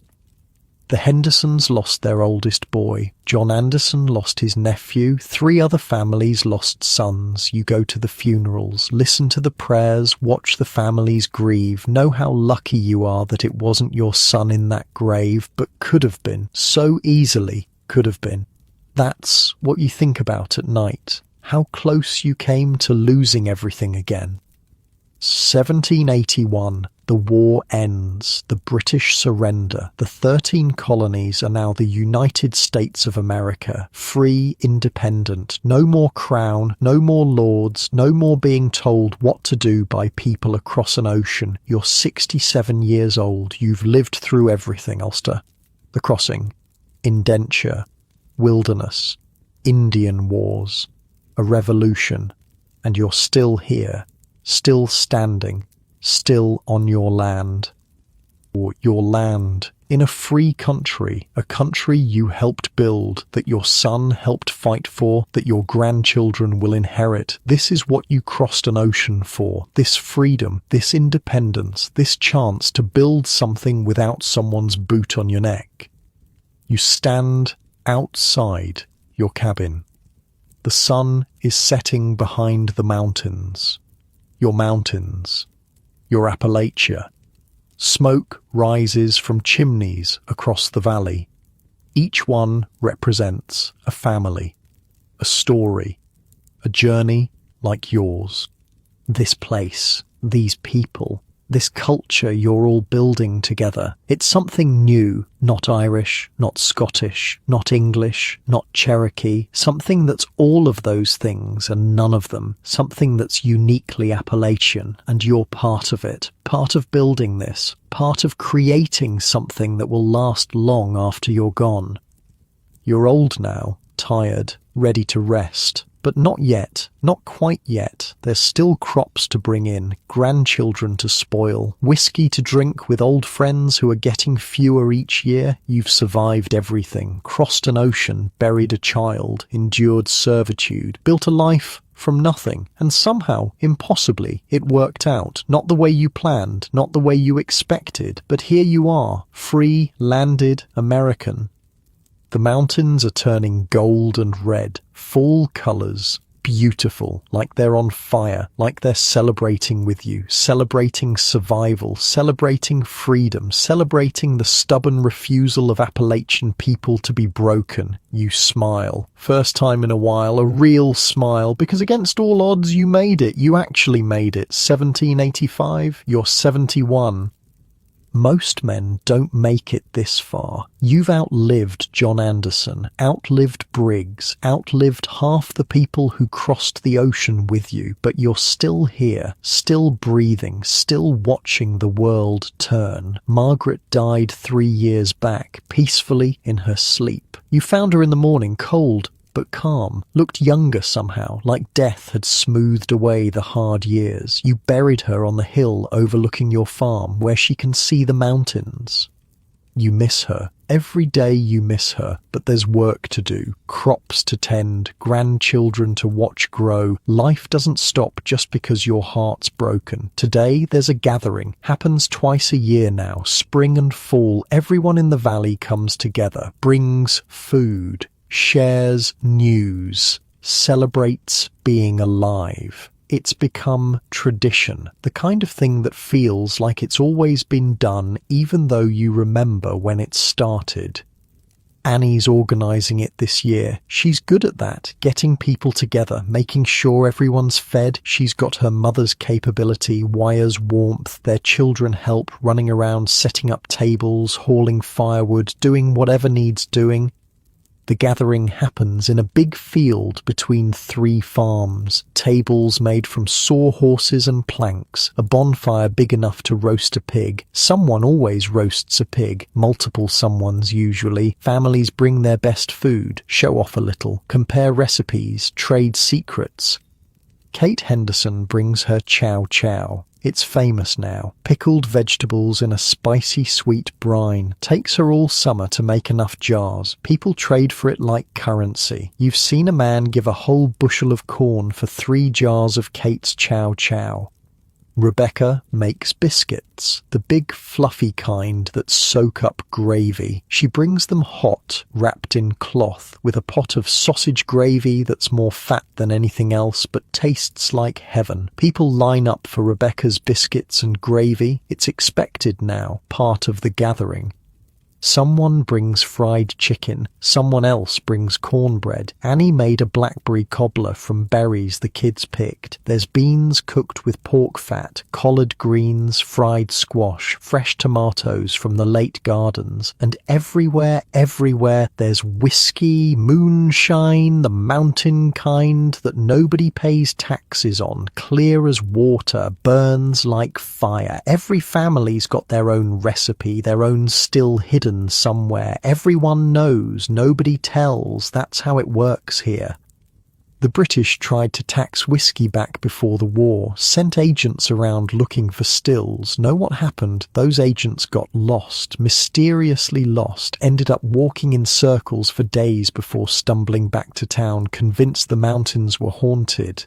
They weren't haunted, just full of people who don't appreciate outsiders nosing around their business. The new government, the American government, they're trying to tax whiskey too, learning the same lesson. You can't tax what you can't find, and you can't find stills in these mountains unless someone wants you to, which nobody does. Papa Eamon, your grandson William, runs up. He's 20 now. Tall like his father, got Rebecca's smile. Come sit, they're about to start the music. The music, that's the heart of it, the soul of these gatherings. Someone brought a fiddle from Scotland generations ago. Someone else brought one from Ireland. Now there's maybe a dozen fiddles in the valley. They come out at every gathering. The playing starts slow. 1 fiddle, 1 player. Old tune from the Highlands. You recognise it from your grandfather's stories. It's changed, though. Picked up new notes, new rhythms, American influences, Cherokee influences, something that's both old and new. Then another fiddle joins, then another. 3 fiddles playing together, weaving in and out. The sound is alive. Makes your foot tap even though you're too old and tired to dance. But the young ones aren't too old. They're dancing, this style they've developed out here, part Irish step dance, part something new. They call it buck dancing, flat-footed, percussive, using their feet like drums. The sound echoes off the mountains. James's daughter Mary is dancing. She's 15, light on her feet, her braid flying as she spins. The older women clap the rhythm. The men stomp. Everyone's part of the music. Everyone's part of the celebration. This is Appalachian music. That's what they're calling it now. Mountain music. It's not quite Irish, not quite Scottish, not quite anything from the old country. It's something that grew here in these mountains, from these people, a mix of everything they brought with them and everything they learned here. The fiddlers play faster, the dancers move faster, the crowds clapping harder, energy building, joy, pure joy. These are people who work themselves to death 6 days a week, but on gathering days, they celebrate. They remember why they work so hard. For this, for community, for family, for moments like this. You're sitting with the other old-timers, the ones who remember crossing the ocean, the ones who remember when this valley was empty forest. There's not many of you left now, maybe 6, 7 if you count old Tom, who's mostly deaf and may or may not know where he is. Remember when we first got here, William Morrison says. He came over in 1720, different ship, same story. Thought we'd all die that first winter. Damn near did. You say. And now look, he gestures at the gathering, at the crowd, at the children running everywhere, at the music and food and life. We built this, us. Nobody gave it to us. We made it. He's right. Everything here, every cabin, every field, every family exists because someone decided to survive, decided to keep going, decided that dying was not an option. Your people did good, Morrison says, means your family, James and his brood, Annie and hers, the grandchildren and great-grandchildren starting to appear. You've got a legacy. Legacy. Strange word. You never thought about legacy, just thought about surviving tomorrow, but here it is anyway. People carrying your name, carrying your story, living on land you cleared with your own hands. The fiddles shift to a slower song, a ballad, someone singing now, girl with a voice like honey, singing about a soldier who went to war and didn't come back, probably written about the revolution, about King's Mountain, about all the boys who didn't make it home. Everyone's quiet during the ballad, respectful, remembering. Every family here lost someone, in the war, in the wilderness, in childbirth, in 1,000 different ways. Death is always close in the mountains. You honor it, you acknowledge it, then you keep living anyway. The song ends. Moment of silence. Then the fiddles pick up again. Something cheerful, something that makes you want to move. The mood shifts back to celebration. That's the mountain way. Honor the dead, but celebrate the living. Mourn, but don't dwell. Keep moving forward because stopping means dying. Food's being served now. People lining up with wooden plates, taking a bit of everything. You get up, slowly. Your knees don't work like they used to. Make your way to the tables. Rebecca sees you, immediately makes you a plate, biscuits with gravy, some of that pork, a scoop of Kate's chow chow. Annie adds cobbler, more food than you can eat, but you'll try. You sit under a tree, away from the crowd a bit, just watching, listening, taking it in. This community, this culture, this thing you're all building together. A young boy approaches, can't be more than 6. One of your great-grandchildren. You've got so many you sometimes lose track of names. Are you Papa Eamon? He asks, shy, half hiding behind the tree. I am. Mama says you came from across the ocean, from Ireland. A long time ago. What was it like? The ocean? You think about how to answer that. How do you explain crossing the Atlantic to a child who's never seen water bigger than a creek? How do you describe 52 days in the dark, watching your baby die? It was hard, you say. Simple truth, but I made it, and that's how you're here now. He thinks about that. I'm glad you made it. Me too, boy, me too. He runs off, back to the other children, back to games and laughter and a childhood that's easier than yours was. That's the point. That's why you did it, so they could have easier, so they could have better. The sun's setting, the bonfire's growing, someone's brought out more whiskey, the singing's getting louder, the laughter's getting rougher. This is the part of the evening where the old folks start heading home and the young ones get wild. James finds you. You want me to walk you home? I'm not dead yet, I can walk. He smiles. I know, but I'll walk you anyway. You let him. pride's not worth falling and breaking something. You walk together, slow. The music fades behind you. The stars come out, more stars than you ever saw in Ulster. The sky here is huge, endless, like the land. You ever regret it? James asks. Coming here? Regret what? The ocean, the indenture, nearly dying 100 different times. All of it. You think about that. Really think. No, you say. I don't regret it.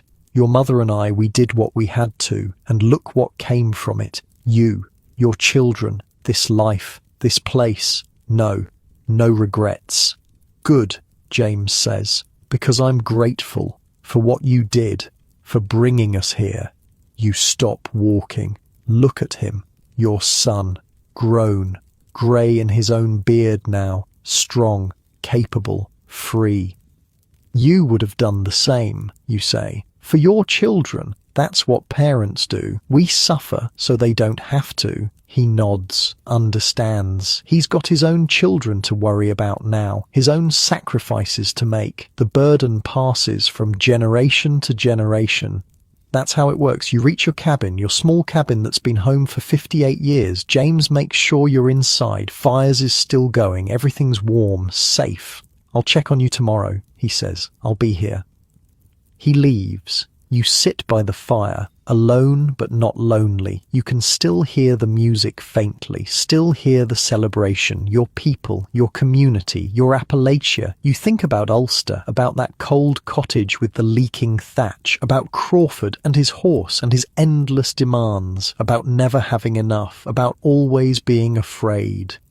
Then you think about here, about this cabin you built, this land you own, this family you raised, this community you helped create, about the freedom to make whiskey without some lord taking a cut, about the freedom to hunt without asking permission, about the freedom to just be.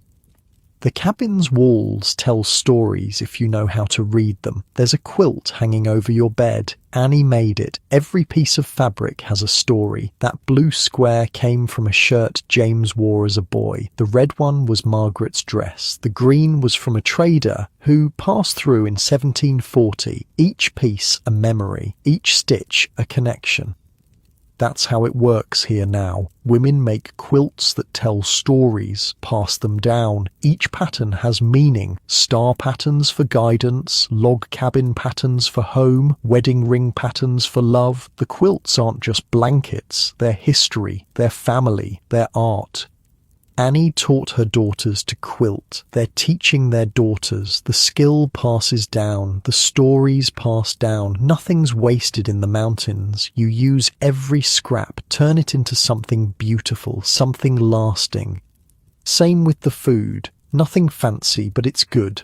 Honest. Rebecca's biscuits and gravy started as making do with what you had. Flour, lard, milk from the cow, sausage from the pig you butchered. Not rich people food, working people food, but done right, done with care. It's better than anything you ate in Ulster. Kate's chow chow came from necessity too. You grow too many vegetables, they'll rot, so you pickle them, but Kate figured out how to make it special, sweet and sour and spicy. Now it's tradition, now it's expected, now it's part of who these people are. The fried chicken, the cornbread, the collard greens cooked slow with pork fat, the blackberry cobbler, all of it came from making do, from using what the land provides, from refusing to waste anything, from turning poverty into something worth celebrating. And the moonshine, the shine that ain't taxed, because if you have to pay taxes on it, it ain't shine. That's become a point of pride, a middle finger to authority. These people crossed an ocean to escape lords and landlords and kings. They're not about to let some government tell them what they can do with their own corn on their own land. The stills are hidden. Everyone knows where they are. Nobody tells. That's the code. You don't rat out your neighbour. You don't cooperate with tax collectors. You don't bow to authority just because someone says you should. That attitude, that suspicion of outsiders and authority, it runs deep here, earned deep. These are people who were promised freedom and given servitude, who were told the land was theirs and then taxed on it, who fought a war to be free, and now the new government wants to control them, same as the old one. So they resist, quietly, stubbornly, the mountain way. They make their whiskey, they help their neighbours, they take care of their own. And if some government man comes asking questions, well, they don't know nothing about nothing. Roads are confusing up here, easy to get lost. Maybe you should head back down the mountain before dark. You think about the Cherokee, about Sali, who's been dead for years now, about Agon before him, about how they taught you to survive, how they shared their land even though your people were taking it, how some bonds transcend politics and war and history. Wyer's still around, old like you. His and Annie's children are grown. Their grandchildren are fully mixed. Look Cherokee or look white, depending on which features they inherited. Speak both languages. Know both worlds. They're something new, something that couldn't exist anywhere but here. The mixing happened everywhere. Traders married Cherokee women. Cherokee men married settler women. Scots-Irish and German and English and Cherokee and sometimes African, freed or escaped, all mixing together in these mountains where old rules don't hold and new ones are still being written. Your great-granddaughter has a Cherokee name and a Scottish name, uses whichever fits the situation. That's the mountain way too. Practical, adaptable. Use what works, ignore what doesn't. You think about the values that have formed here, the mutual aid, the way people help each other without being asked. Barn needs raising, everyone shows up. Family sick, everyone brings food, someone dies, everyone pitches in for the widow, nobody keeps score, nobody expects payment. You help because that's what you do, because next time it might be you who needs help. Family comes first. Always family first. But family's bigger than blood here. It's your neighbours, your community, the people who've survived alongside you, who've bled the same dirt, who've buried their dead in the same mountains. That's family too. You think about the attitude, the no-nonsense, pragmatic, suspicious of authority attitude that defines these people. They're not rude, not unfriendly, but they're direct, honest. They say what they mean, they don't suffer fools, they don't bow to titles or positions. A man is measured by his work, by his word, by whether he shows up when his neighbours need him. That attitude came from Ulster, from Scotland, from Ireland, from the Gaelic ancestors who fought their own wars against English lords, who resisted, who refused to be broken. You brought it with you, nurtured it, passed it down, and it flourished here where the mountains protect you and the distance keeps authority at bay.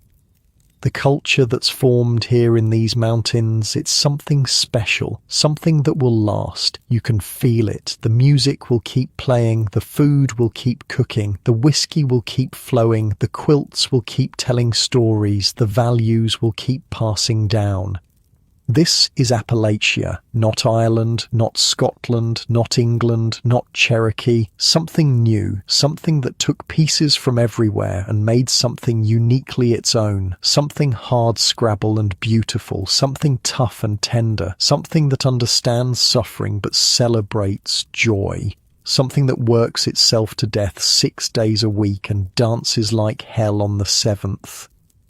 You're old, you're tired, you won't see many more gatherings, maybe one more spring, maybe not, but that's all right. You've lived, really lived, not just survived. You've seen your children thrive, your grandchildren grow, your great-grandchildren born. You've put down roots so deep they'll last generations.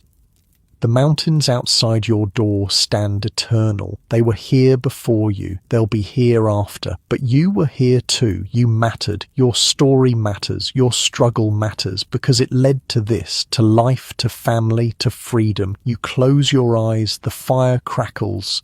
Somewhere in the distance a fiddle plays. Someone's laughing. Someone's singing. The sound of Appalachia. The sound of home.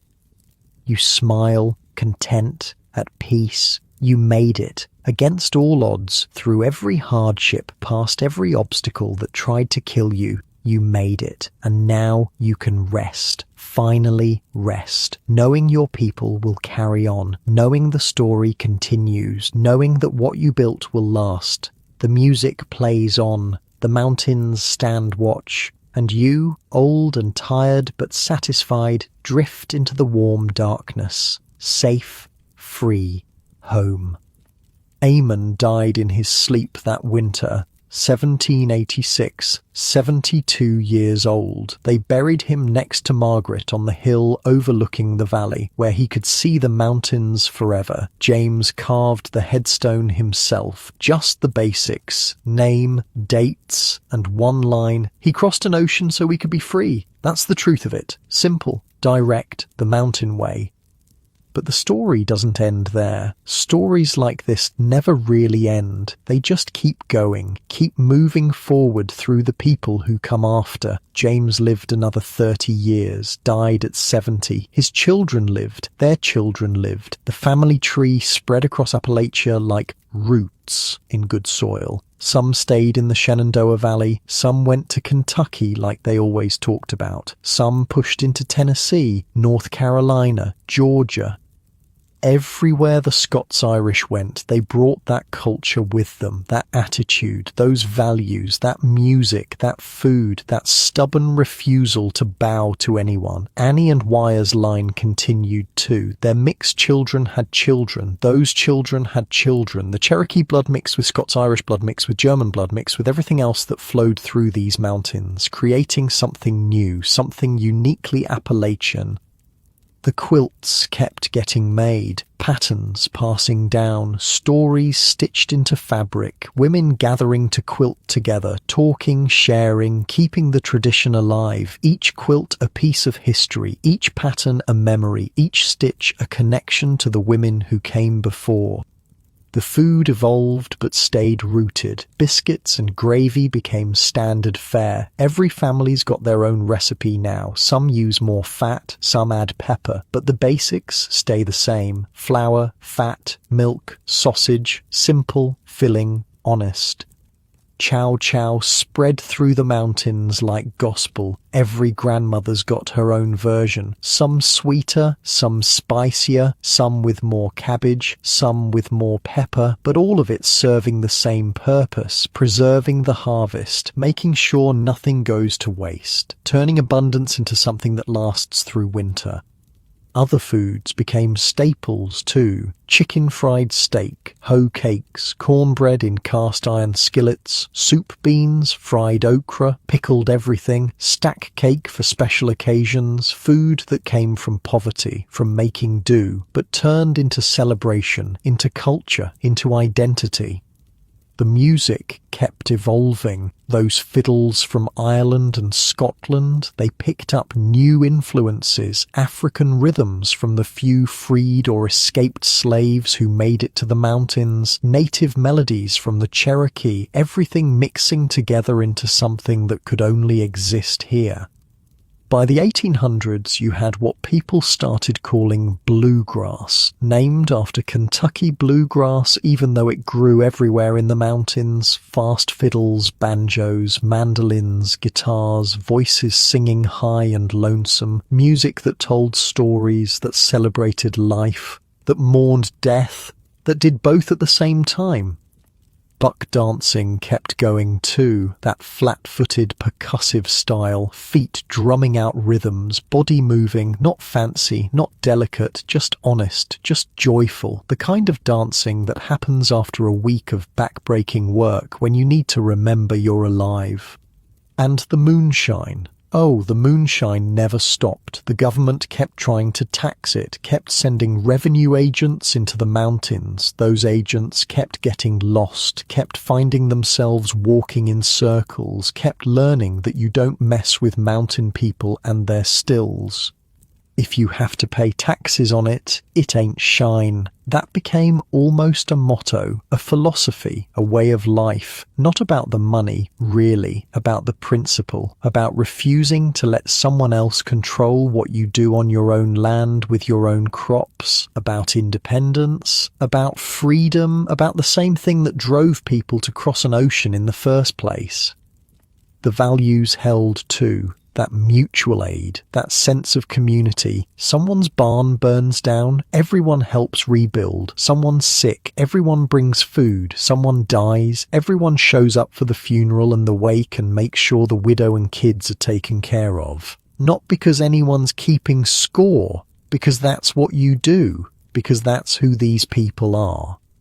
Family first. Always family first. Blood family, but also your neighbours who've been there for generations, your church family, your community, the people who understand the life because they're living it too. That's family. That's who you protect, who you help, who you trust. And that attitude toward authority, that no-nonsense, don't tell me what to do, prove yourself through actions, not words attitude, it's still there, still strong. These are people whose ancestors fled landlords and kings, who survived indenture, who fought in revolutions, who carved homes from wilderness. They're not impressed by titles or credentials. Show them what you can do, earn their respect, otherwise words are just wind.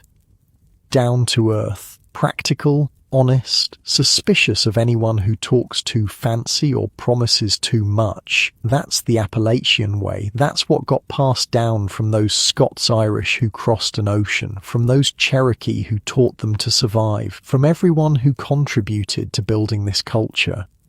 Where are they now, the descendants of those Scots-Irish settlers? All over, really, all over America, people with names like Anderson and Henderson and Campbell and dozens of others, people who don't even know their ancestors came from Ulster, who don't know about the crossing, who don't know about the indenture or the struggle or the slow building of something from nothing, but some know, some remember, some keep the stories alive.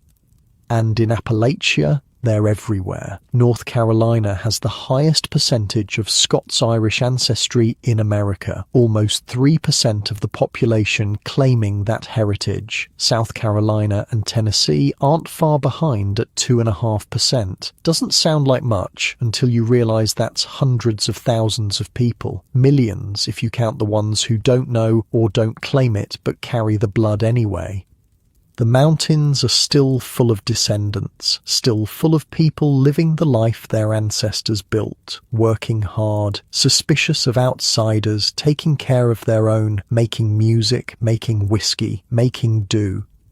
The isolation that made life so hard for Eamon and his generation, that isolation preserved the culture, kept it distinct, kept it strong. The poverty too. When you can't afford to buy things, you make them. You develop skills. You create art from necessity. You turn hardship into identity.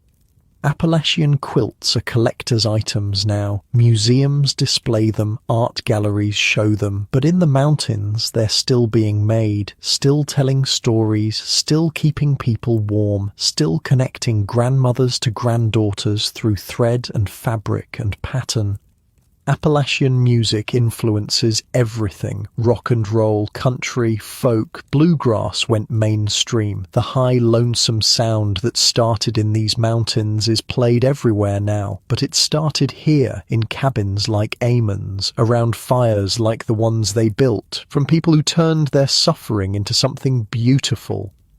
The food? You can get biscuits and gravy anywhere now. You can find moonshine in liquor stores, legal and taxed and refined. But in the mountains, it's still being made the old way, the real way, the way that honours the tradition and the refusal to bow to authority, and the connection to ancestors who fought for the right to do what they wanted with their own damn corn. Go to any small town in Appalachia today, you'll find restaurants serving the same food Eamon's family ate, chicken fried steak that's been pounded thin, breaded, fried and covered in gravy, hoe cakes which are just cornbread fried on a griddle but somehow taste like home. Stack cakes made with dried apples, the kind you serve at weddings and funerals. Soup beans with cornbread, a meal that costs almost nothing but fills you up and sticks to your ribs through a long day of work. The fiddle music evolved into bluegrass. Bill Monroe, the father of bluegrass, had Scots-Irish blood. So did most of the people who developed the sound. That high, lonesome singing, that comes from the old ballads, from Scotland, from Ireland, from people who sang while they worked because singing made the work bearable. The banjo, though, that came from African traditions brought by enslaved people, mixed with European fiddle music in the mountains. Another example of cultures meeting and creating something new, something that could only exist here, something that's now recognized around the world as uniquely American. And buck dancing. You can still see it, mostly at festivals now, at mountain heritage celebrations, young people keeping the tradition alive, feet moving fast, heels striking ground, creating rhythm, creating joy. The same style Annie's children danced, the same style their children taught their children, unbroken line stretching back 300 years. Visit the right parts of Appalachia during the right season and you'll find quilting bees, groups of women gathered working together on a single quilt, talking, sharing stories, passing down patterns and techniques and gossip and wisdom, the same way it's been done since Margaret's time. Since before that, really. Since women figured out that working together makes the work easier and more bearable. The patterns have names that tell you where they came from. Irish chain, Scottish cross, log cabin, wedding ring, each one a piece of history, each one a memory of who these people were and where they came from and what mattered to them. The attitude is still there too. You go to Appalachia, you'll meet it. That directness, that honesty, that community-first mentality, that suspicion of people who promise too much or talk too fancy, that pride in working hard and taking care of your own and not asking for handouts, but also not letting your neighbour go hungry.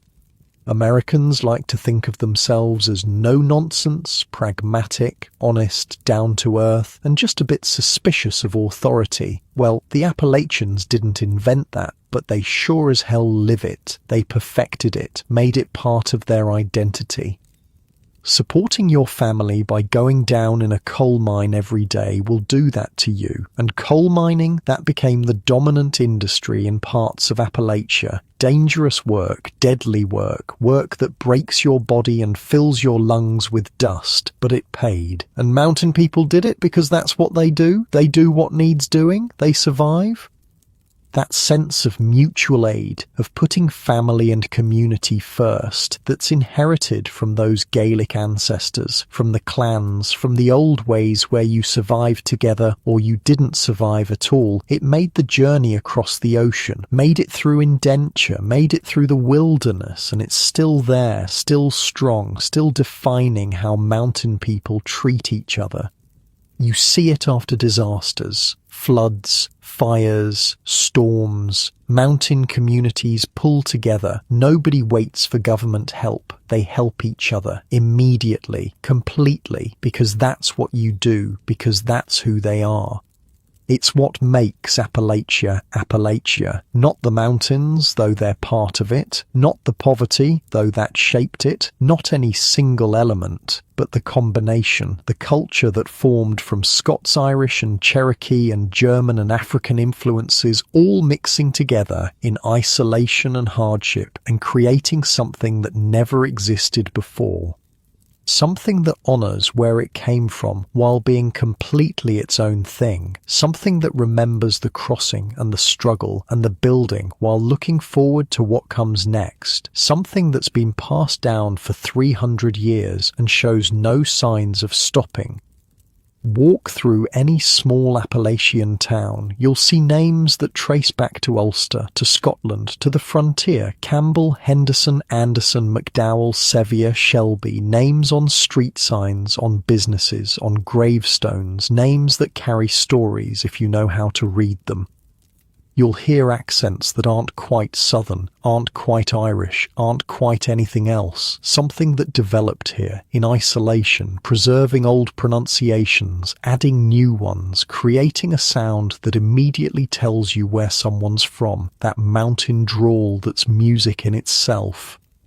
You'll see architecture that echoes log cabins, even when it's modern construction. Something about the proportions, the placement, the way buildings sit on the land, like the memory of those first rough structures, is still influencing how people build today.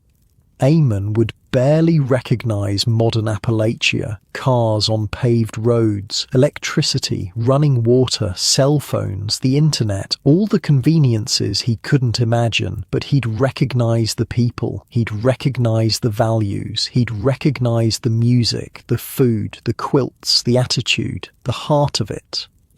He'd see his great-great-great-great-grandchildren and know they were his, not just in blood, in spirit, in the way they treat their neighbours, in the way they refuse to bow, in the way they work hard and celebrate harder, in the way they remember where they came from while building where they're going. That's the legacy. Not just families, not just names, but a culture, a way of being, a set of values that refuses to die no matter how much the world changes around it. And if you're of Scots-Irish descent, if you've got those names in your family tree, if you can trace your line back to Ulster or the Appalachian frontier, then you're part of this story. You're carrying it forward. You're living the legacy. Maybe you didn't know, maybe you never thought about where your family came from or how they got here, but now you know, now you understand. Poverty, famine, and a dream of freedom brought them across an ocean. Hardship, determination, and stubbornness kept them alive. And what they built became something bigger than any of them could have imagined. The misty mountains of Appalachia, still there, still beautiful, still home to people who remember, even if they don't know they remember, who carry the story in their bones, who live the values without thinking about it because it's just who they are, who are part of something 300 years in the making and still going strong. That's the story of the Scots-Irish of Appalachia. Eamon's story, your story if you've got the blood, our story really because it's part of what made America what it is, the good parts anyway, the independent parts, the refuse to bow parts, the take care of your own parts, the celebrate life parts. And unlike Eamon, unlike Margaret, unlike everyone who struggled through that journey, you're lying in a comfortable bed right now, warm, safe, fed, with clean water nearby and a roof that doesn't leak and no one threatening to raise your rent or extend your indenture or take what's yours. That comfort, that safety, that freedom, people like Eamon paid for it.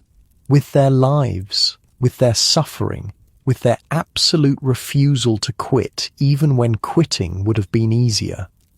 So rest easy, let the mountains watch over you. Even if you're far from mountains, let the story settle in your bones. Let the fiddle music play in your dreams. Let the weight of history be a comfort, not a burden. Because you're here, you made it, your ancestors made it. And tomorrow, like them, you'll wake up and keep going. But for now, just rest, safe and warm and free, the way they dreamed you'd be.